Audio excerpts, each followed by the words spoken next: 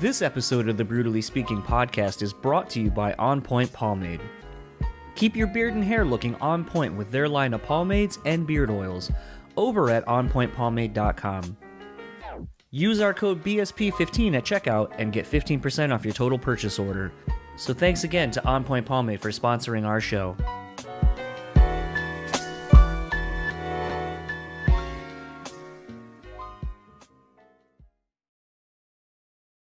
This episode is also sponsored by the Bean Bastard Coffee. Head over to thebeanbastard.com and pick up any one of their delicious hand-roasted coffees. Coffee lovers will also enjoy their hand-cut and handmade espresso candles and soaps as well. If you're in the Buffalo, New York area, head to their store located at 448 Elmwood Avenue. And thanks again to the Bean Bastard for supporting this show. The Speaking podcast is proudly sponsored by Rockabilia.com. With over 500,000 officially licensed items in their online store, you're guaranteed to find something you need. Use our code BRUTALLY and get 10% off your total purchase order. Now on to the show.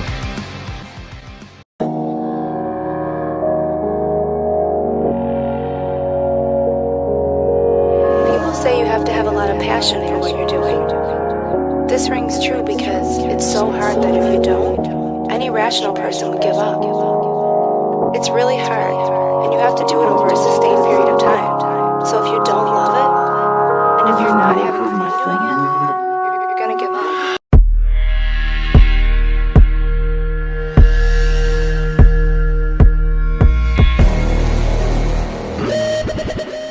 What's up, everybody? Welcome to another episode of the Brutally Speaking podcast. I am your host, John, and this episode's guest is Alfonso, vocalist of Heartsick.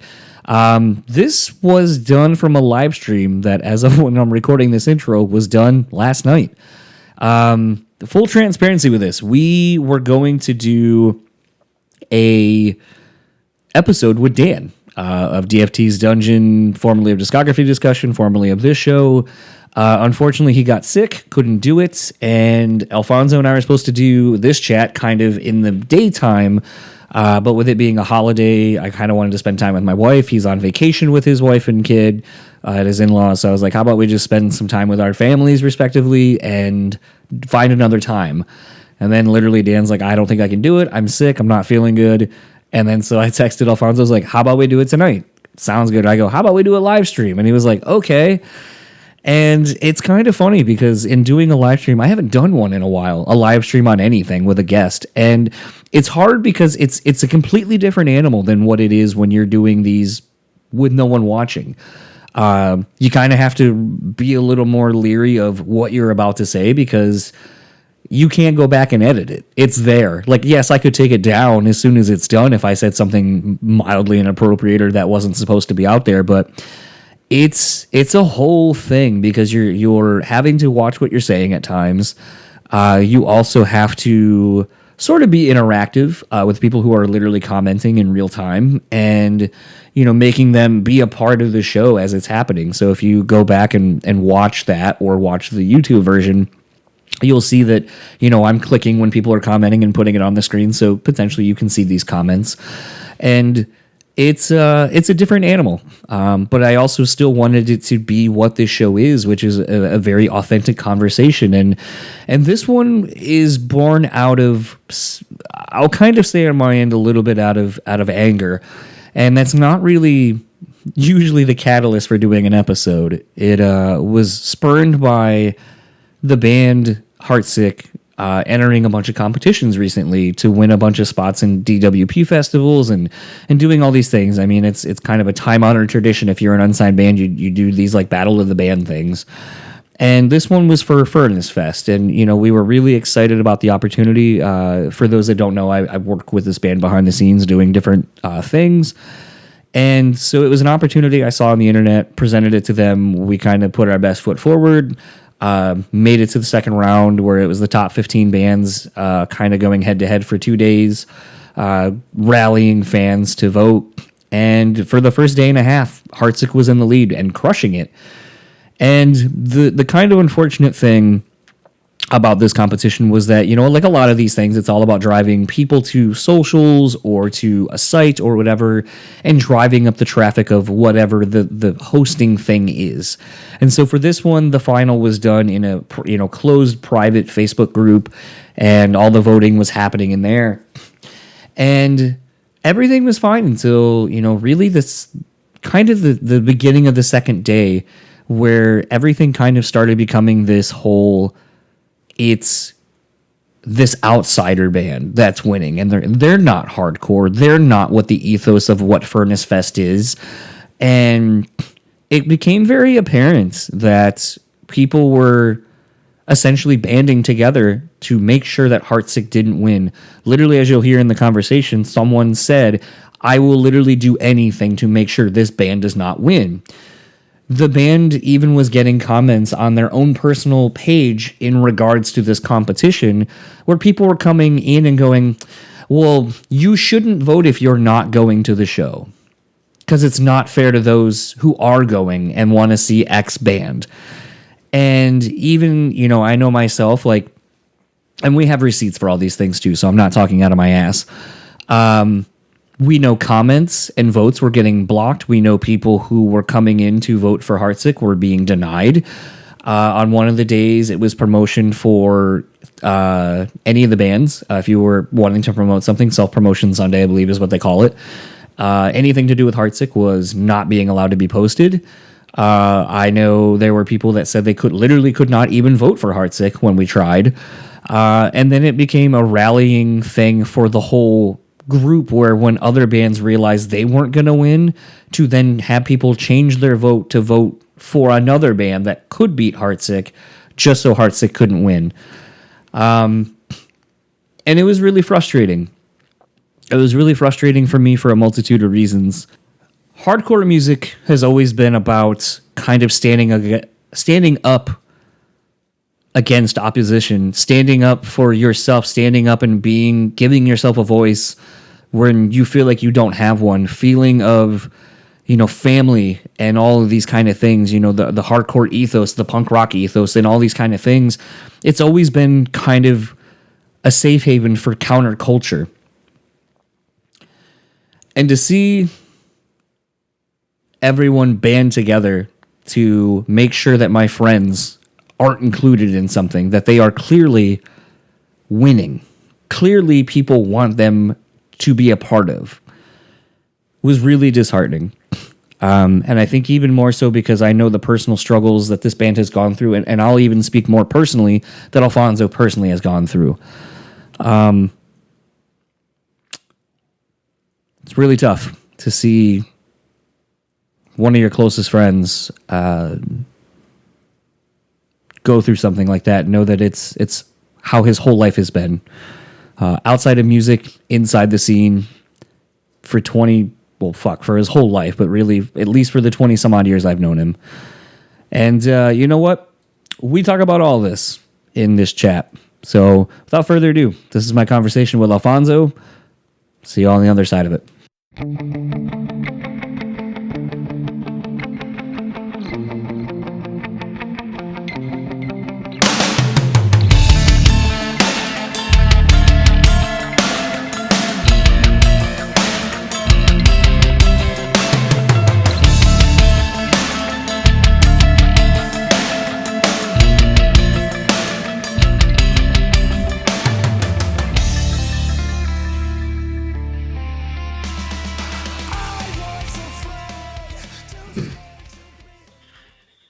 Right.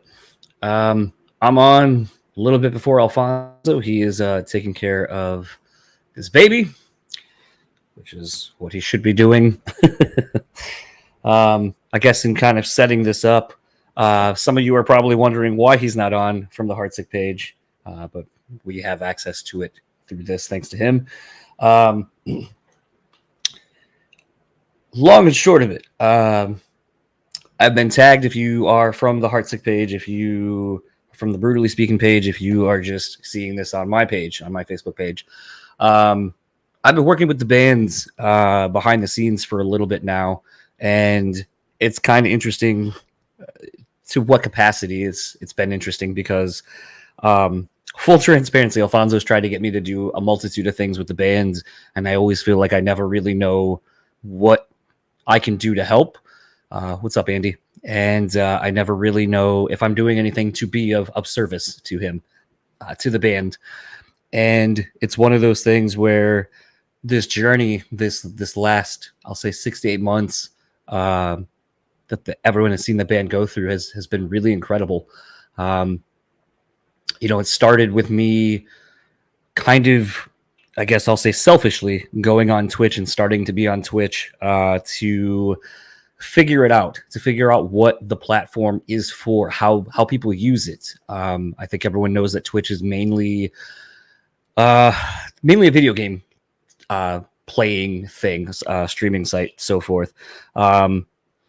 And so when I started seeing bands and podcasters and so forth getting into this realm, I kind of saw it to be something I could utilize, but in what capacity?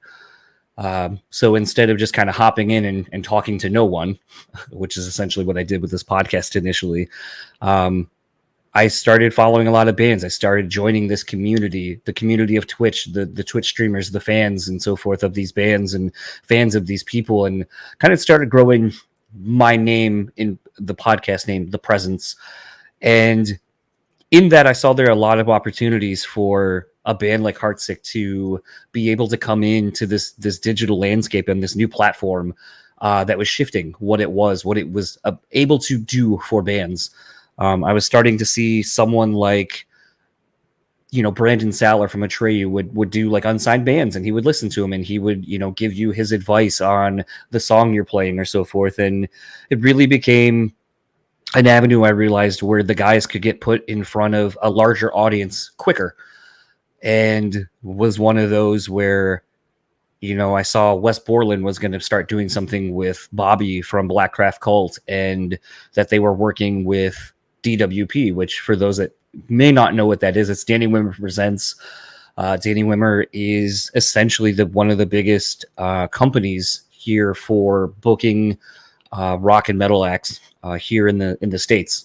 They put on things like Louder Than Life. They do Incarceration Fest now, I believe.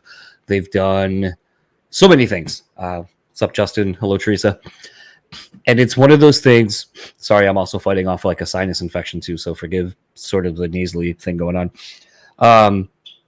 So it's been one of those things where I had talked about how Space Zebra was doing this thing very much like Brandon was, where they were watching and playing videos of unsigned bands. And so told Alfonso to hop in and to do that. And lo and behold, he 100% built a connection with Bobby, with all the people over at Space Zebra. It's easy to tell someone about an opportunity, but the opportunity only is as good as the product or the thing that you are presenting. And I have nothing to do with that. So Alfonso likes to credit me, likes to credit Shane, likes to credit the team, as it's kind of become known, for a lot of the things we do. And a lot of it, I think, is honestly just, I think it's just really being at the right place at the right time and understanding an opportunity when you see one. And for the band, it's always been about not being able to be seen. Alfonso loves, and I rightfully agree with this, telling people that there's nobody behind the band. They're not signed. They don't have a fuckload of money. They don't have these opportunities given to them or having favors pulled for them.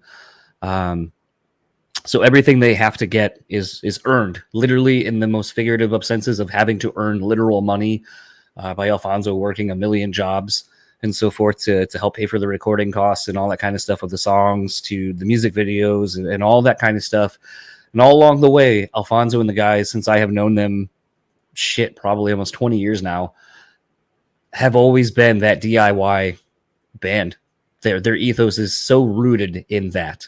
It is a badge of honor. It is unapologetically who they are. They are the nicest group of guys you will ever meet, who will give you the literal shirts off of their backs. I'm going to bring Alfonso in, but I'm going to finish kind of setting what this conversation is going to be. Hello, Alfonso. What's up, buddy? How you doing? I'm going to finish sucking your dick here for a couple more minutes before we actually get into the actual conversation. But along the way, this past 6 to 8 months, the band has crushed every opportunity it has been given. Winning Viragos, winning Louder Than Life, winning Aftershock, winning all of these things because of all of you that are watching. All of you that may watch and or listen after the fact. It's literally because of all of you. And it's one of those where it is what feels like 20 plus years in the making. It feels like the groundswell of something that is about to be, something that's about to be bigger. Doing this podcast, I've gotten to talk to a lot of successful people. A lot of people from all walks of life have been doing this for different amounts of time. And the one thing that I think separates them from this band is pretty much nothing. It's honestly the money behind them. It's honestly the label backing. But it all started with fans who believed in what they do, who helped push them and grow their name and their brand. And this past weekend, and this is really what the catalyst has become for this conversation, because I started this off, a few minutes ago saying about how this is about a scene, about a community, about something you're building, something bigger than yourself. And the hardcore scene, the metal scene has been something that I can probably say I can speak for both Alfonso and I, is something that we went to when we didn't feel like we belonged anywhere else. It was a place for us to go to and find acceptance for the first time, find something that felt like ours, uniquely ours. And this past weekend, seeing the guys damn near pull off another fucking win. Maybe we were getting greedy. Maybe for all the things we've been winning. We were collecting too many trophies, and this was our Michael Jordan needing to go play baseball for 2 seasons and come back and start another three-peat. But it was really fucking disheartening to see how once this band who wants nothing more than to be accepted, to play for people, to play their music, and just share what they love doing with everyone and anyone, to see essentially the narrative, really, I'll say, the narrative change and be about exclusion, to not be about giving a place for everyone to feel wanted, to see that people were attacking and singling out Heartsick and its fans, reminded me of the bigger problem that rock, metal, hardcore all face, which is the elitist attitude. And I'm going to say this, and I can pull from personal experiences, and I know damn well I've seen it and heard it firsthand from some of the guys actually in Heartsick. And I'm going to call it out, but also sort of the racist ass mentality that sometimes goes into this of, someone who's not white. Not a white male, I'll probably even say. Because I see the narrative too that women don't belong in hardcore. And you know what? I love watching women be at hardcore shows. I love my wife. I'll tell you a quick story. Going to 18 Visions in LA. Never been to the venue, never been out that far. We walk in, and if you've ever been to the Roxy, you literally walk in essentially to the pit. And a fucking D-beat 2-step part happened right as we were walking in. Most people's inclinations probably be, oh shit, where's my wife? I need to protect her. I had that thought for about 0.2 seconds and then go, she's a badass bitch. She grew up in this shit just like I did. She can handle it. And she did. And so did I. And she actually pulled me away from getting roundhouse kicked in the face by Davey Havoc during Tower of Snakes. So there's that. But this whole competition really rubbed me the wrong way. And I don't want to say, and I don't want to lump everyone in this scene, in this community, and say that it's an everyone problem. It's very much a few bad apples. And I think that's the bigger talking point, because unfortunately I feel like it needs to be addressed. It needs to be talked about, because if you don't talk about it, then how will anyone know? How can we start making progress to be better as people, to be better as a scene to each other? A scene that preaches inclusion and all this kind of stuff, and brotherhood and love for one another and rising over oppression. Oddly, you're one of the few that does it the worst. So that's kind of what the impetus of this conversation is going to be about. So thank you, Alfonso, for coming to stir the pot session with me. I'm always all about stirring the pot. You kidding me? Shane always has to talk me off a ledge. Everyone can credit Shane to making me stop being a psychopath online. But no, I mean it's true.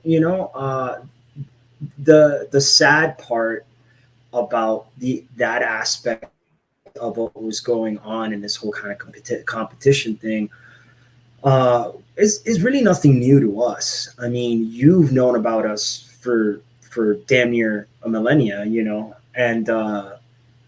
and when we were starting the band back when it was called No Life back, I mean, the band started, No Life started in 2000, and that was like the ripe age for like new metal and stuff, right? So like Stained, Korn, Limp Bizkit, all those bands were really, really big. And somewhere around 2005, the scene changes, and now bands like 18 Visions, Poison the Well, Converge, As I Lay Dying, Martyr AD, Hatebreed, like all of those bands are started coming into the fold and being what would then become metalcore, but at that point was hardcore, underground hardcore. And oddly enough, the one person in the band that was listening to all those bands before we ever found out about that side of the scene was Waylon. I mean, when I was growing up in Miami, I was listening to Madball. I was listening to Sick of It All. I was listening to Stretch Armstrong. I was listening to Shooty's Groove. Like, I was listening to a lot of hardcore already. Earth Crisis, Snapcase, bands that I loved. Orange 9mm, I love that band. And those are the bands that I was discovering growing up because of my friends in high school. Obviously, then I found out about Korn. I found out about Deicide. I found out about Fear Factory. I found out about a bunch of different bands because of my friend Ruben back home in Miami. So I was really developing all of my musical tastes in heavy music during that time. So when No Life gets together and we get Waylon in the band, Waylon's starting to teach me about all these other new bands. Through Waylon, I found out about Converge. Through Waylon, I found out about Deadwater Drowning. Through Waylon, I found out about From a Second Story Window. Through Waylon, I found out about Poison the Well. All bands that I love. I thought those bands were all amazing, and I fell in love with Poison the Well. Is probably like my favorite band from that era for sure, 100%. And now when the scene was changing into that, we were still a band that was rooted in new metal per se, but we loved the stuff that was coming out from the East Coast and the West Coast hardcore scenes, and where we were incorporating it into our music. We just weren't interested in jumping on the bandwagon the way that all the other bands seemed to be doing in our scene, right? And that created a bunch of shitty situations for us, because when we started playing shows, there was a band from Lansing called Summer Dying, and they were the only band giving us shows. And that band then turned into getting shows with a band called Edison Clio, which then turned into getting shows with some other bands. I think like Coalesce and stuff we ended up playing with at some art gallery in Lansing. Like, we really came up in the hardcore scene. Like, we 100% did. Lansing didn't have any venues by the time that I arrived to Lansing, Michigan. It was all art galleries and basement shows. So here we are, a band that has like a DJ and a second guitar player playing like down-tuned songs, but incorporating like these new metal aspects to it. Now, new school, what would become metalcore, is coming into play, and all our friends' bands are wearing like their girlfriend's jeans, and we're like, we're not doing that. No thanks, And now we become social pariah number one, and it was kind of like the same thing. Like, people just hated to hate us, not because of anything other than the fact that we weren't following the same musical path that a lot of bands started to follow when that genre became popular. We just were interested in writing music that we liked. Like, that was it. It was like, well, we really love System of a Down and the Deftones, but we also fucking love Deadwater Drowning and Poison the Well. Like, how do we put all this stuff together? And that's kind of how we developed the band that we are. I mean, even till this day, we still are listening to all those bands. So it wasn't new seeing that kind of negativity being brought upon us in that particular group by a very small margin of people. But unfortunately, the small margin of those people really do make up a big voice for that, because other people don't step up and speak up about it. That's the thing. It's like, even though it's not a bunch of people saying that stuff, the fact that everybody else stays quiet is what makes it bad, right? It's like, you're not. It's what It's what Josta calls the vocal minority. And I believe in that right? phrasing 100%.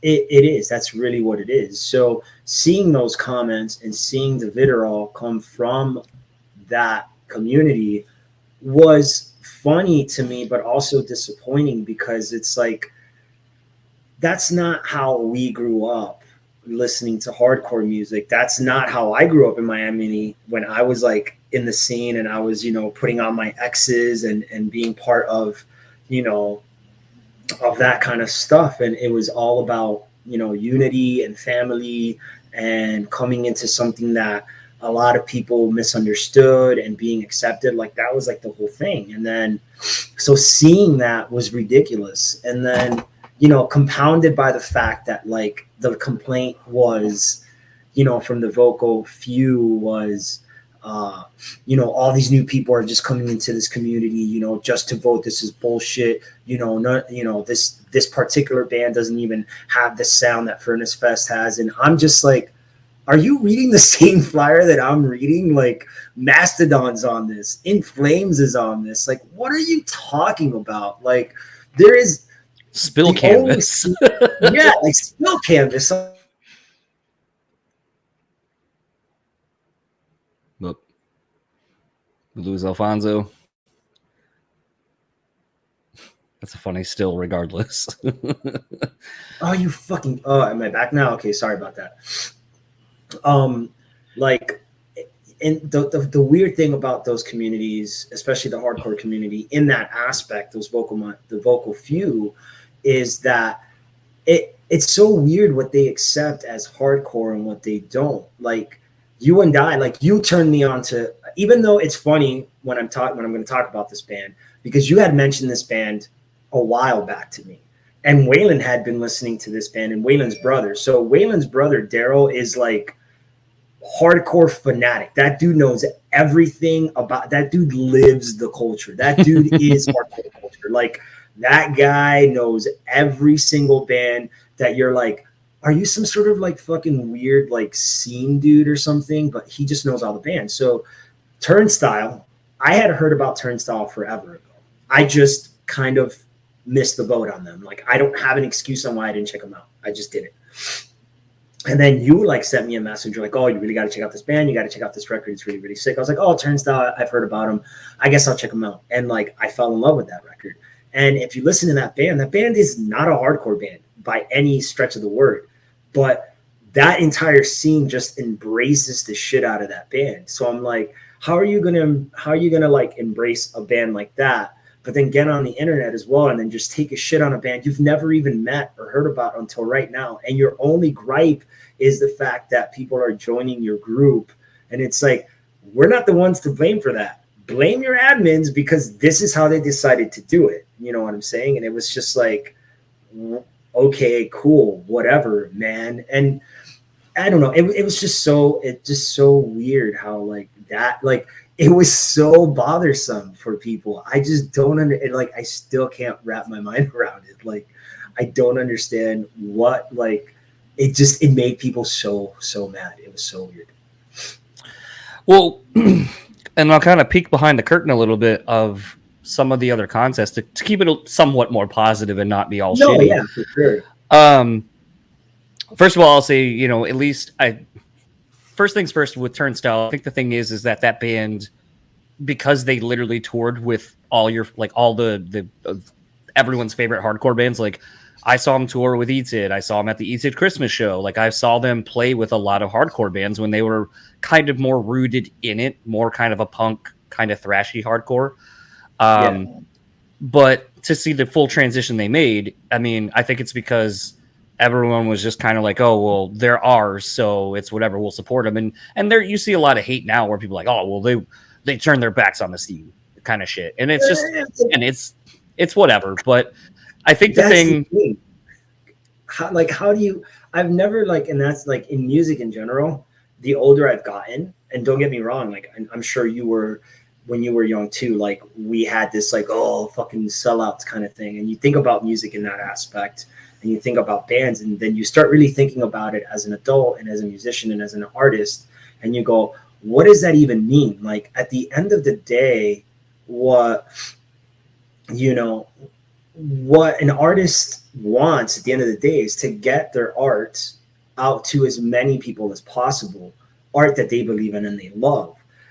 Just because that art changes through time, because they get older, they get wiser, they have more life experience, doesn't make it that it's selling out. I think when I think about the word sellout, and in that term, is when I'm gonna take Sugar Ray, for example. I really feel that Sugar Ray is like the only good example of a band that we're like, okay, yeah, they sold out. At the same time, it's like, hey, I mean, that's what they really wanted to do. So whatever, like they had, before Sugar Ray became the Sugar Ray that people know, they were like a punk hardcore band. Like they were like Lemonade and Brownies was like a punk hardcore record. I own that record, which is still hilarious to me because, again, I'm not hardcore, I guess, whatever. Anyway, so you listen to that record, and then they put out the song that they did. What was the name of that song that like got super big?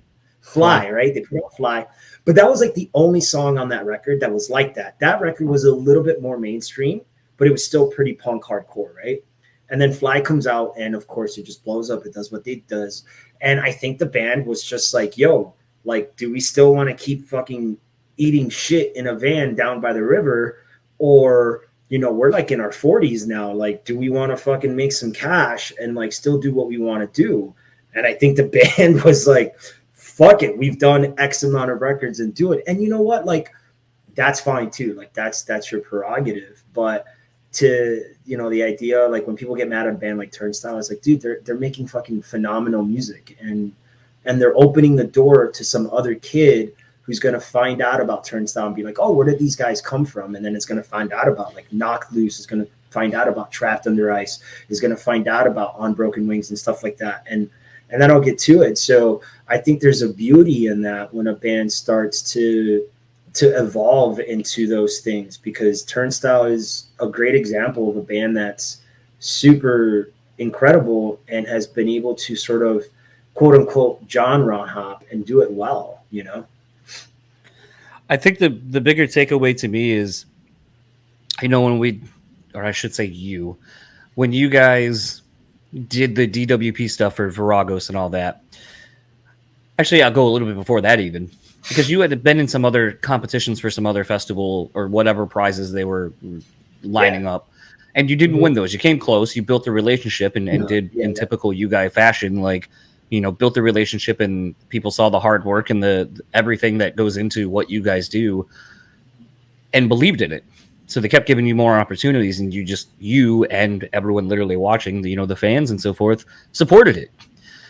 And you can't knock a band for that, like a little bit of full transparency too, because, I feel like this is important. I literally was, see if I know you probably will not be able to see it, but I was literally texted today, and I was asked if, let me see it. I was literally asked by a friend of mine who asked what I was doing tonight, because it's supposed to be with somebody else. And I go, talking to Alfonso from Heartsick. The text, oh no, it's going to be too blurry. Anyway, the text literally reads, are they a good band? I know they're friends of yours, but are they good? Been around a long time, right? I'm wondering if it's a dragged under situation. Tons of opportunity, but not catching on. And I wrote, they are now. I go, and what I mean by that is, and then I followed it up by saying, they were always a great live band, but I didn't feel like they had the songs, at least that I connected with. Since the name change, since I feel like there was more of an emphasis on kind of creating a more total package of who you are, I think I think the business side of things changed when the name changed. I think a lot more focus went into we're going to do things and play within the system, kind of in a sense. And I might be looking at that totally wrong, but that's how I took it from my perspective. No, that's absolutely and I feel like you can't understate enough how different the two eras of the band are. One is doing things, we've been saying, you've been a band for 20 some odd years. You're getting better and bigger opportunities now than you were before. And 100% of that I have to feel like is because you're doing things smarter. It's almost like playing a video game the second time through. You know what you're doing, so you can play it better. You can make better decisions, and you'll be rewarded better. I think that's what you're doing right now. You're on the second go through of this, and you just know what you need to do, and you're making better informed decisions all across the board, and you're being rewarded for that.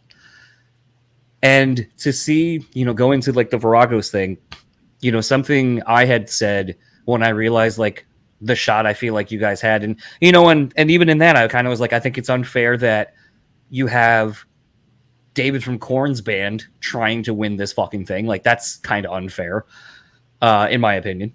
Granted, they're not signed, so it does fall under the thing, but it's like, dude, you were in fucking Korn. So that's not fair. Secondly, you have, Cultist Black. And again, that dude was in not Mushroom Head. He was in, I think that was Moto Grader. He was in Moto Grader. Yes. So again, you have connections to the industry. Like literally they were and still are on the Static X, Dope, whoever else the fuck is Fear Factory. Like they're on that tour. And I'm like, do you really need to win this? Because like you're already like doing something more than half of like 3/4 of these bands on the thing. So it becomes this thing where in spite of all that, like one thing I kind of noticed is I was like, hey, there's a band from here in Michigan as well that you're not going to have to go up against unless it comes to the final. Why don't we go to them and go, hey, let's build on our community, show DWP what it would be that we want an all Michigan final between the two bands. We'll rally all of our fans together to help each other. Now, granted, that might kind of suck, and that's kind of, could be cheating, however you want to put it. I think it just shows that you are wanting to support your own. You want to raise up your own community, put Michigan on the fucking map between Lansing and Grand Rapids. And I think it shows that you can put your own ego aside. It shows that you are willing to work for the betterment of one of the two of you. But ultimately, even if you were to lose to them, you're still winning because you're putting each other on the map. You're supporting each other. It's doing what the hardcore scene and community has kind of always said it does. And even in doing that, we were met with, no, we're busy doing something else, whatever. And they didn't end up wanting to play ball. And I kind of thought that was really telling. And it's just another thing in these competitions where, and let's call a spade, really. All these things all these Twitch competitions and stuff are honestly the same thing as like hey, we're going to have an all local metal festival, but you got to pay for your tickets and then sell them for the opportunity to play. You're basically engaging and driving up all of their numbers, all of their socials, all their stuff. That's what this last festival competition thing was all about. Driving everyone to the various social networking platforms that they needed to build up. And when you realize that, the system is still rigged against smaller bands. 100%. Oh, of course. I mean, it's 100% rigged. I mean, like, listen, when it comes, like you said, like you stated it perfectly, like we're getting bigger now than we ever were in the last like 2 years. And you're right. There's a reason for that. There's a reason why Heartsick has become bigger and bigger than No Life, but we needed No Life to be Heartsick, right? And that began with the death of our drummer and the team of management that we ended up getting between our two friends, Seth Thacker, who was in Straight Line Stitch, and our friend Mark Beamer, who was the tour manager for Miss May I. Those guys really sort of kicked our asses in gear and were like, hey, like these are the things that are missing. And they were just really upfront about us. And we're like, listen, the first good song that you guys have made that actually like would resonate with a bunch of people is Rose Casket Diary. You need to keep doing shit like that. And we were like, okay, cool. Like, we like stuff like that. We didn't actively go back into the studio and go like, let's write another like Rose Casket Diary. It was just like, okay, we see how people are paying attention. We have to do this. We went through that phase, and then Shane has come in with Ryan and, you helping us. And we really just make a collective. We've learned that the band needs to be a collective in order for the band to succeed. That's part of the thing. But we also learned, especially me, because I have to take a lot of responsibility on this end. Like, I am very much a person that likes to work within the spectrum of authenticity. I want the band to be authentic. I don't want the band to do anything that doesn't feel like it's authentic. That's why you don't see me making fucking TikToks on the band page, and you don't see me making my own TikTok page doing a bunch of vocal covers. It's not that I think that stuff is dumb or anything. I don't have an opinion on that stuff. It's just, it's not authentic to the person that I am, and it's not authentic to the band that we are. Waylon and Jared and Jake are not very social media savvy. They don't like being on social media all day long. I'm the only one that really likes to kind of do that shit. Those dudes have things that they love, and to make them do things like that would be inauthentic to them and would only make them feel forced to do something that they actually love to do but don't want to feel like it's a job. So I'm not going to go to those guys and be like, do this and this and this and this. We work on it together. We talk about like, okay, what's going to feel the best thing? And they get their ideas. And the bands become bigger because of that kind of mentality. But also, like you said, learning how to play the game. I, for a long time, had a real big chip on my shoulder about, and you know this, like, you know me, we're friends. Like, I had a big chip on my shoulder about like kind of like giving into the man and giving into the system. But the reality is you have to play within those bounds of that and learn how to bend those rules to get what you want out of it, and learn how to cultivate relationships within that to make it work for you. You can still be authentic, but you have to play the game. You just do. It's like taxes, right? No one likes paying fucking taxes. I hate that shit. We lose our checks to it. But the reason why millionaires are millionaires and people who have businesses make a shitload of money and corporations and shit is because they know how to play within the system, right? They're like, well, we have to pay taxes, but there's all these other tax laws that can work for us, so let's kind of do that, right? It's kind of the same thing, which is how this kind of transitions into the whole, like, these Battle of the Bands things and what they really are. Listen, we are not stupid. All of us are bright individuals. We know that what these things are doing is literally what you said, trying to build up other forms of social media for these companies, for these promoters, to get the numbers that they need, to continue to get the funding that they need, so on and so forth. DWP is an awesome company. They're great. We love working with them. Twitch and DW Presents Space Zebra, those people are fucking rad. Like, I love Jake. I love Amanda. I love Bobby. I love Trey, Josh, like all those people. But at the same time, Danny Wimmer, Danny Hayes, and that company needs to make money. They need to be a business, and they need to continue to grow their business. The only way that they're going to do that is by adapting. How do they adapt? Find new ways, new mediums to bring new viewers into it. If that means that they're going to have to get together with some more local bands, make a show, and have them compete or do whatever else to use that as free advertising for them, for sure. But the bands are agreeing to do that too. There's nothing that says that you have to do that. We never had to do that. But one day, after, like, when you sent me that first message, the first time you did it, and actually Wes Borland was on that show, that's when it kind of first started. I was like, oh, this is cool. And I kind of like applied, and I just blew it off. I didn't think anything of it. I was just like, oh, whatever, they're not going to care about us. And then I get like this email, and they're like, hey, we're going to play you. And I'm like, what's this about? And I remember reaching out to you, and I was like, hey, I think these guys responded, and they're going to like play us and shit. And it was cool, and it was exciting. And it was like, it was something that was like starting to build up, and it had people that had some influence and had some power and were actually watching and paying attention. And when there's no better feeling than having like Wes fucking Borland from Limp Bizkit. I don't give a shit what you think about that band. Wes Borland is a fucking genius. That guy is a fucking like legend, just like Trent Reznor, right? That dude is on that tip. The dude just has this vision that nobody else has. And when that dude's like, hey, this is actually pretty cool, that was like all of us were like, holy shit, Wes thinks this is cool. Now, in our defense, or like not our defense, like it was like we still didn't take it as seriously. We didn't really think about mobilizing the way that we did. So the first competition that they did, we kind of took it seriously, but we, let's be honest, like, let's call a spade a spade. Like you said, we kind of half-assed it, and we just kind of slipped off.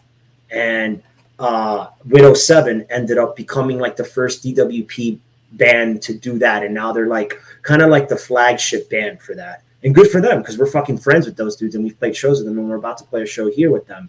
And I kind of kept watching the show, and I kind of kept getting more invested. I genuinely like the show. I like tuning in on Tuesdays. I like tuning in on Thursdays when I can, when my schedule allows. And I like being friends with those dudes, and I like seeing and discovering new talent. I love discovering new bands. That's something that I've always done. So it kind of went hand in hand. Now, when we really got into it was the Viragos thing. And we were like, I kind of just got sick of it. And I was like, how the fuck do we have this many people who pay attention to us, this many people that love us, this many people that like know about the band, but like we can barely get past the first round of fucking anything.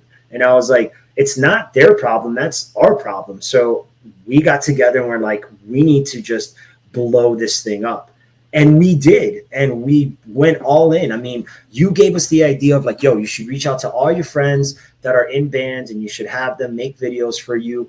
You were the one that said that, not us, and not me. And I was like, oh, I was the one that was like, oh, I don't know, I don't want to bother those people. And you're like, dude, you got to stop being such a fucking pussy. And this is why you need to use these people. Like, there are your friends. You've made friends with them already. You don't have to prove to them that you're there to use them. You're not, but you have to do this. And I was like, oh, I guess you're right. And lo and behold, and they fucking did it. And it was fucking crazy. And it just spiraled out of control, and like it just blew up. I like to think, and maybe I'm wrong, but I like to think that like the competition that we did for Viragos ended up being the catalyst for how many bands they started getting afterwards and what bands started doing afterwards. We were the only band that got that many votes in one of those competitions back then. We were the only band that threw a show with people actually on it for the live feed. We were the only band that did that. And when we approached the band and took your idea and said, hey, why don't we get together? Let's make it an all Michigan thing. Let's band together and do this. And they were kind of like uneasy about it, or they just didn't seem like that's something that they wanted to do. We were like, okay, whatever. But that was kind of the mentality that started changing my mind about like, dude, we are all really in this together.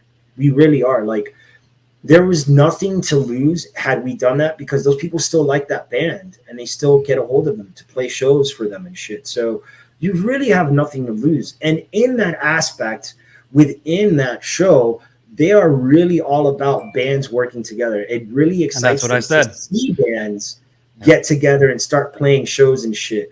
So it only works to your benefit to do that, you know? Yeah. And it was interesting. And the whole reason I initially had brought up I don't want to say collusion, but basically having the forward sight with this competition, because I'll say, like, Alfonso loves to, and he kind of already has, he loves saying that, like, oh, you have all these ideas, you do all these things. I just throw shit out there based on, because I people watch and I listen. And you watch those Space Zebra things, and what they kept talking about consistently was, we love that fans become fans of other bands because of this. And if you keep hearing someone say that, then it's like, okay, what you like is when bands get together, whether it be, whether it end up being because their fans are supporting each other, if they're trading shows, if they're doing whatever, but they love the fact that it's creating another community. It's creating another scene, a supportive scene and community. And to me, it just was a no-brainer. Like I said, to be like, let's have the foresight to try to do whatever we can to ensure that we can make a Michigan final for that. Because granted, and 100% this was on me when I thought about it, because I'm thinking promotion, you stretch it out another episode, that you would announce the finals that on the show that actually was the final four and then the final two and then the winner.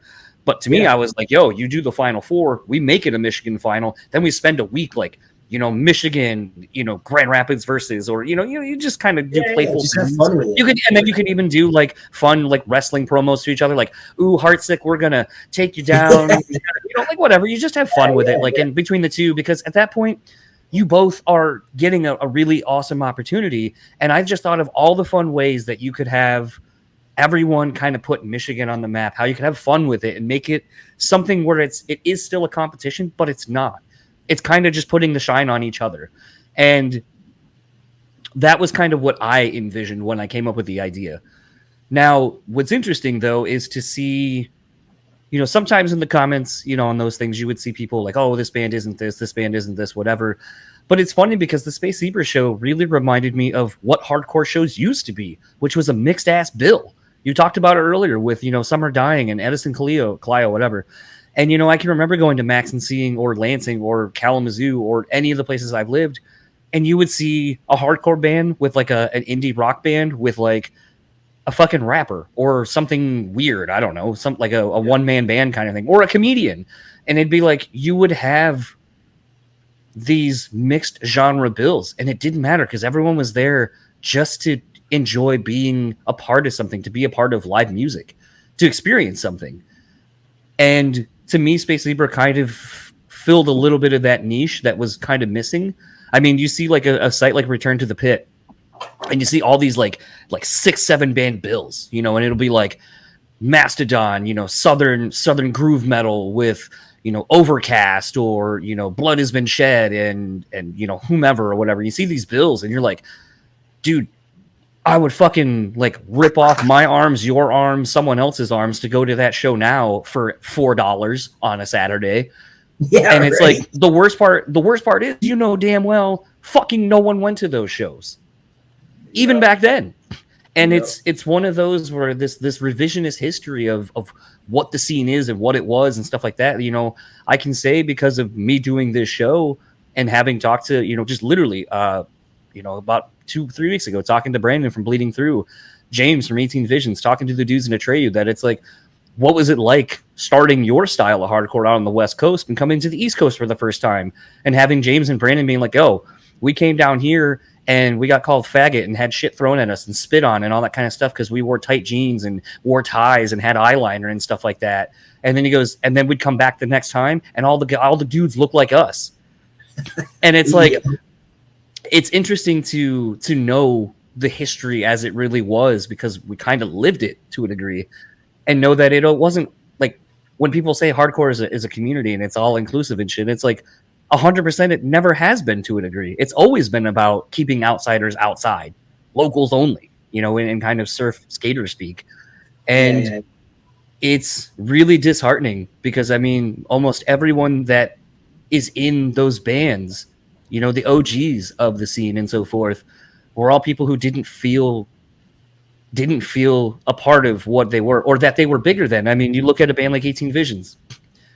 It's easy to hear it now more so than ever, but I mean, it's like you can hear a ton of Alice in Chains influences in what James is doing vocally. Oh yeah, dude. And it's like, so an OG of metalcore, of hardcore, whatever, and he's influenced by grunge. You listen to a band like Alexis on Fire, same thing. Like you hear a lot of these bands and you realize their influences come from something entirely different, but all of it is still kind of counterculture. It's rooted in counterculture. And so it just baffles me to still see that, 20 years later, 25, 30, 40 years later, we're still in the same fucking space that we always have been. I was reminded, and I was telling Bridget, because she was, for those listening, that's my wife. The last 2 days, like last night, we went to go see 311, and we were out with a friend of mine before the show, and I'm going back and forth with you guys about what's going on with this thing, because I don't have Facebook on my phone anymore because it's just toxic as shit.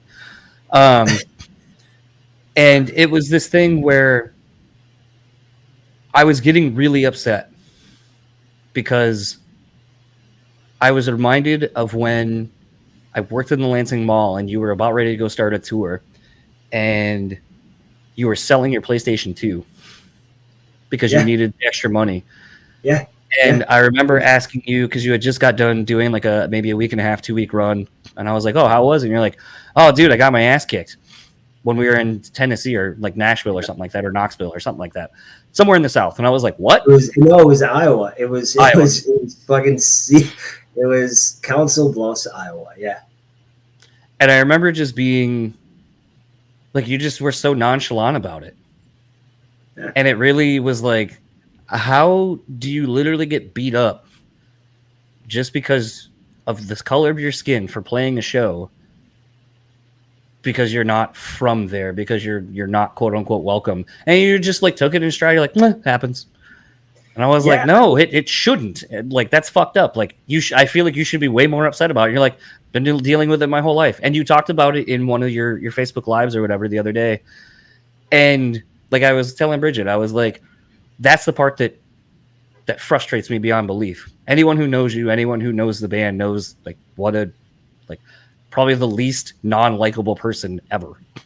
So the fact that people would be have so much hate in their heart, have so much whatever, disdain, I don't even know what the fucking word is, that they would literally put hands on you, and to see you kind of feeling those feelings that you've kind of felt your whole life, really, like, the protector in me wanted to kind of be like, fuck it. Like, and I realized there was a couple times I literally was like commenting, I was about to comment and go nuclear on some fucking people, like commenting on, going to the band page, commenting and talking shit.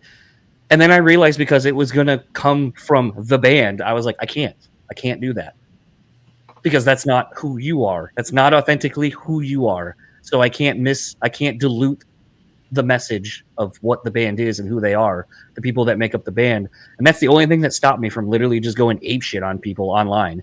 And then I realized that is exactly why I also don't want social media really anymore, because it brings out this toxic environment in me, like, where I'm like, I feel like I have to protect someone that doesn't need my protection.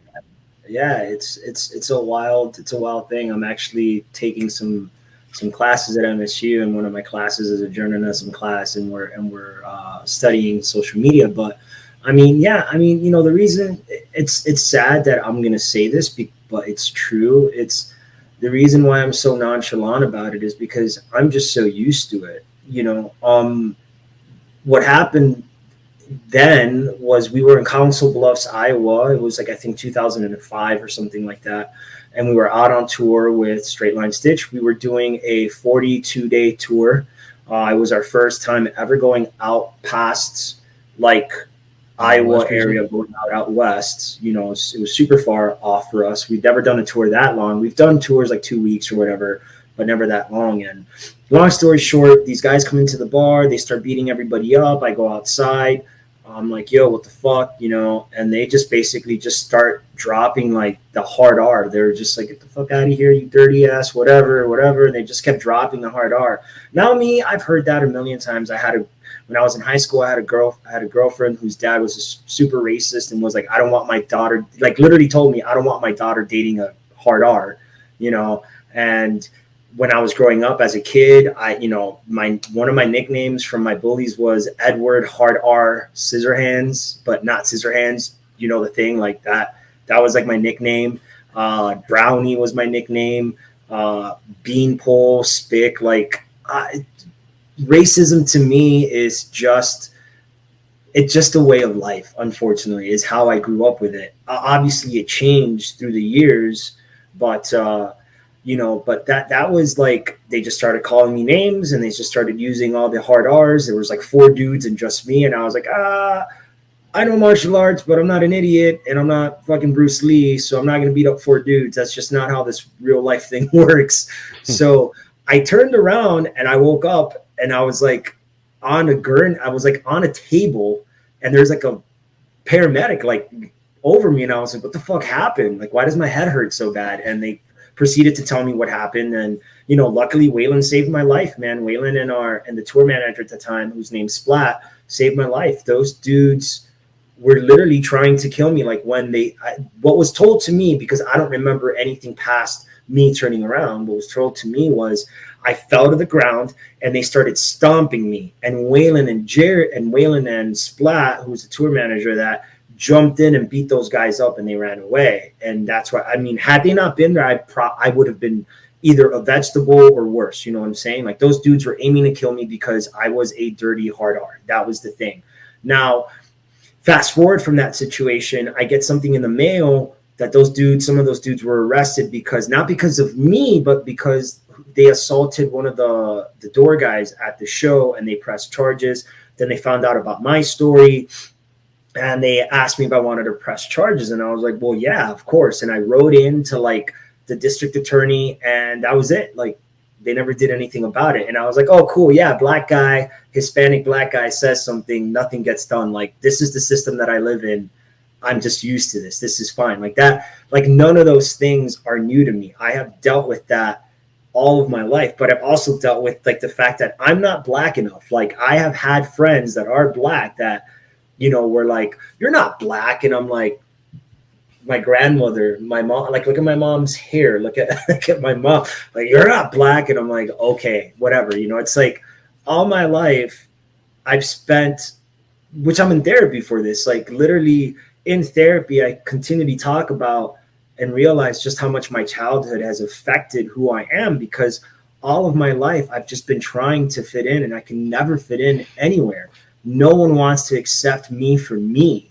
So I had to just be me and just deal with whatever consequences came from that. I wasn't accepted for being the small, little, skinny, brown, black kid. I got beat up for that. I wasn't accepted for not being black enough. I wasn't accepted for not being Hispanic enough. I wasn't white. Like I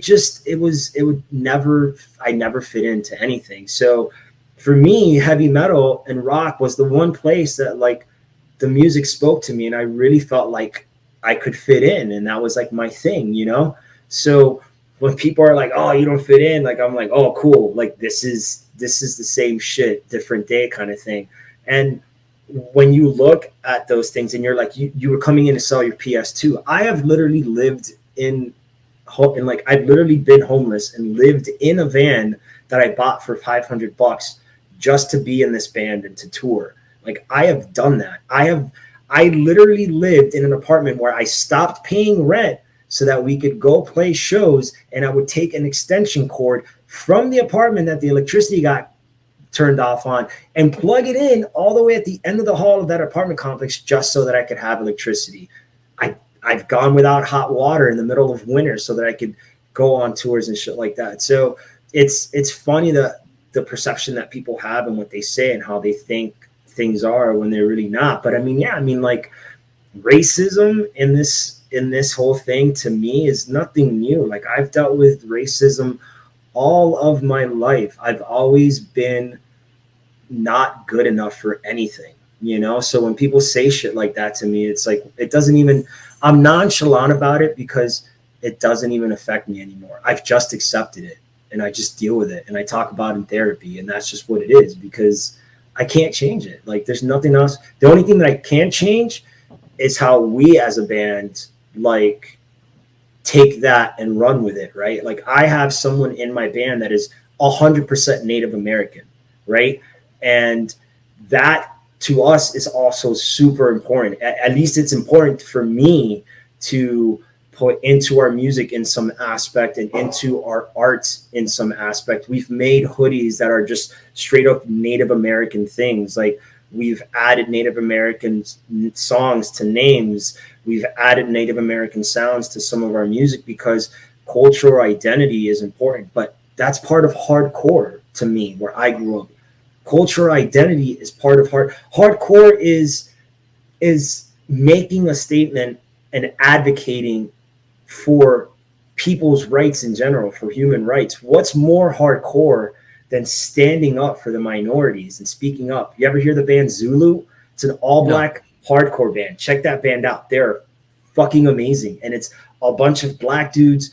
One of them is, I want to say, is either trans or queer. And like they stand for all of that stuff. Like there's a band called Move from Boston. They're a hardcore band. I absolutely love that band. And they just, all they talk about is, you know, slumlords and equal rights within the black community. Like you're listening to even a band that's not hardcore, but like Fire from the Gods, you know, like AJ, that dude's always talking about, you know, things in the strife, in the struggle of being black. You have Of Virtue, like Damon, who makes comments and talks about his. So like that to me is all hardcore. And like to when you hear things like, oh, you don't belong, it's like, no, motherfucker, you don't belong because you don't know what the culture's about.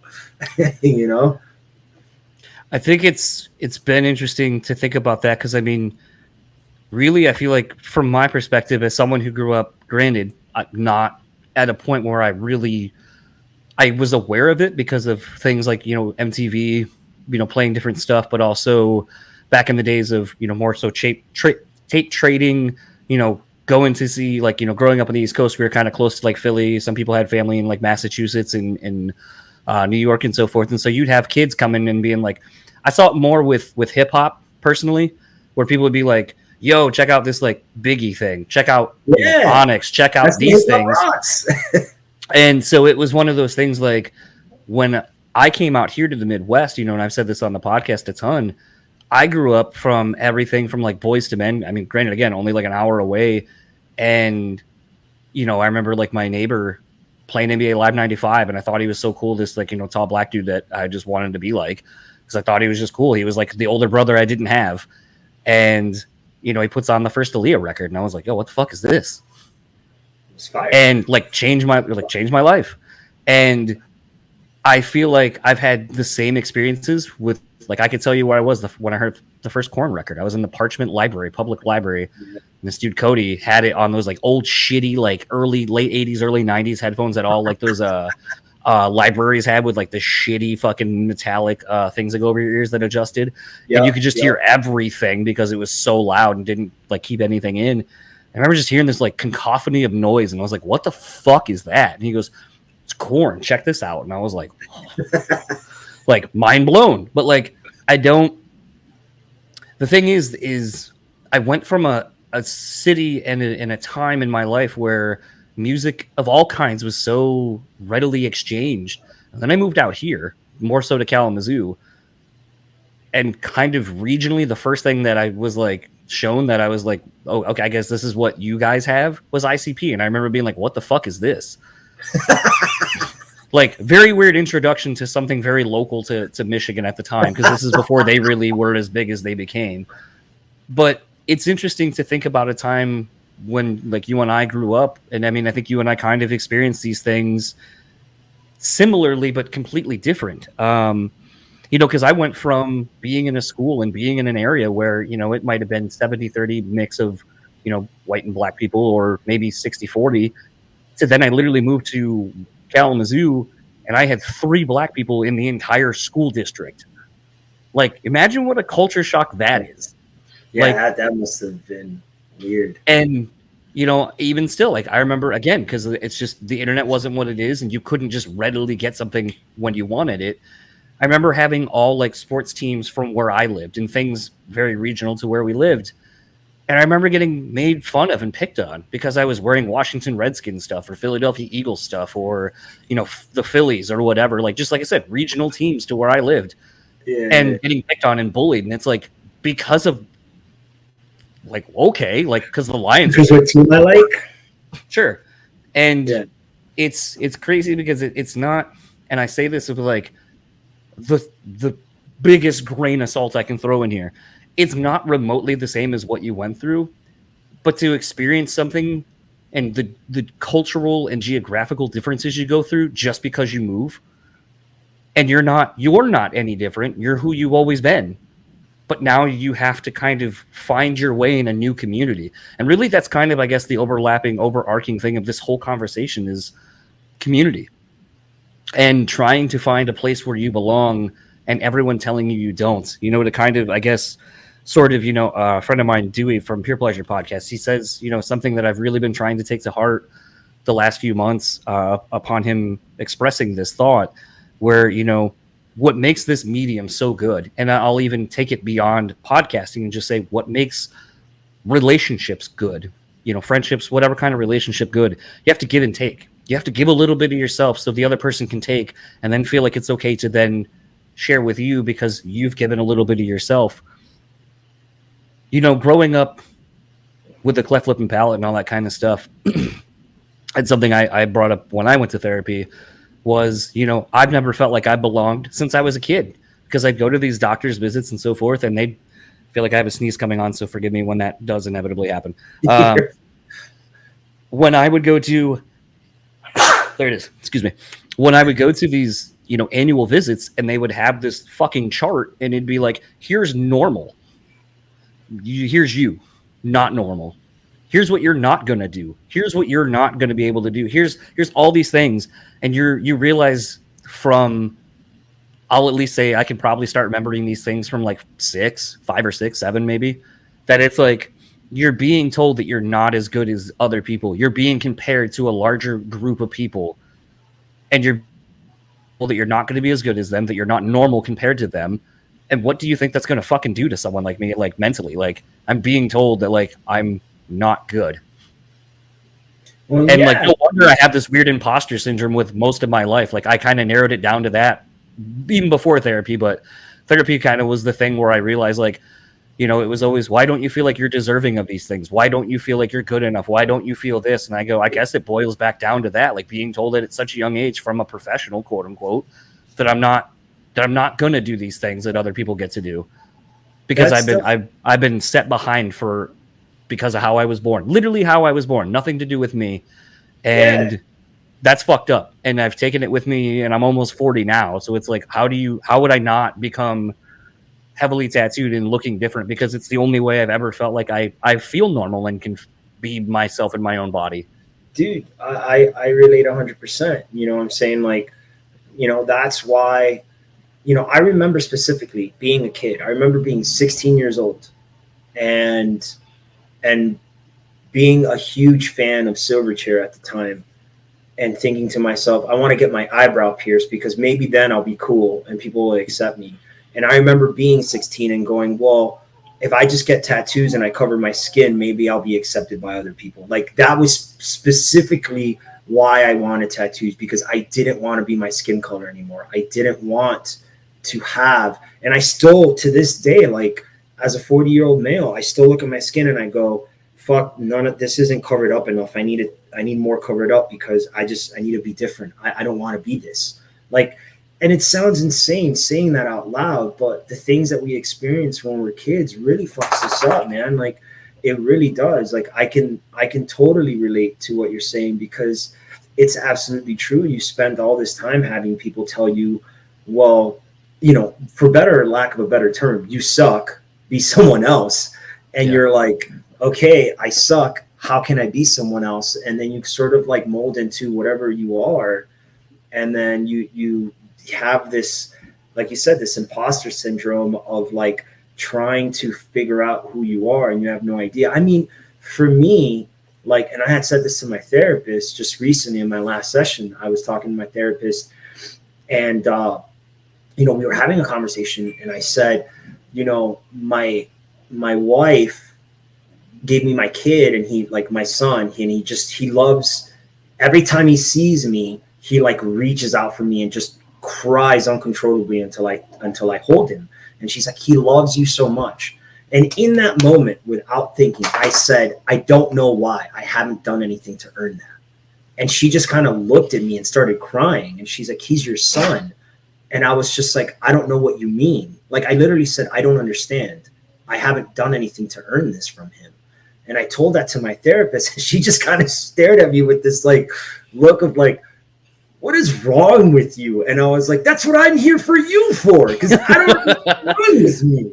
You know, and she's like, you know, we've been really delving into your childhood and things like that. And, you know, if you really think about it, where do you think that comes from?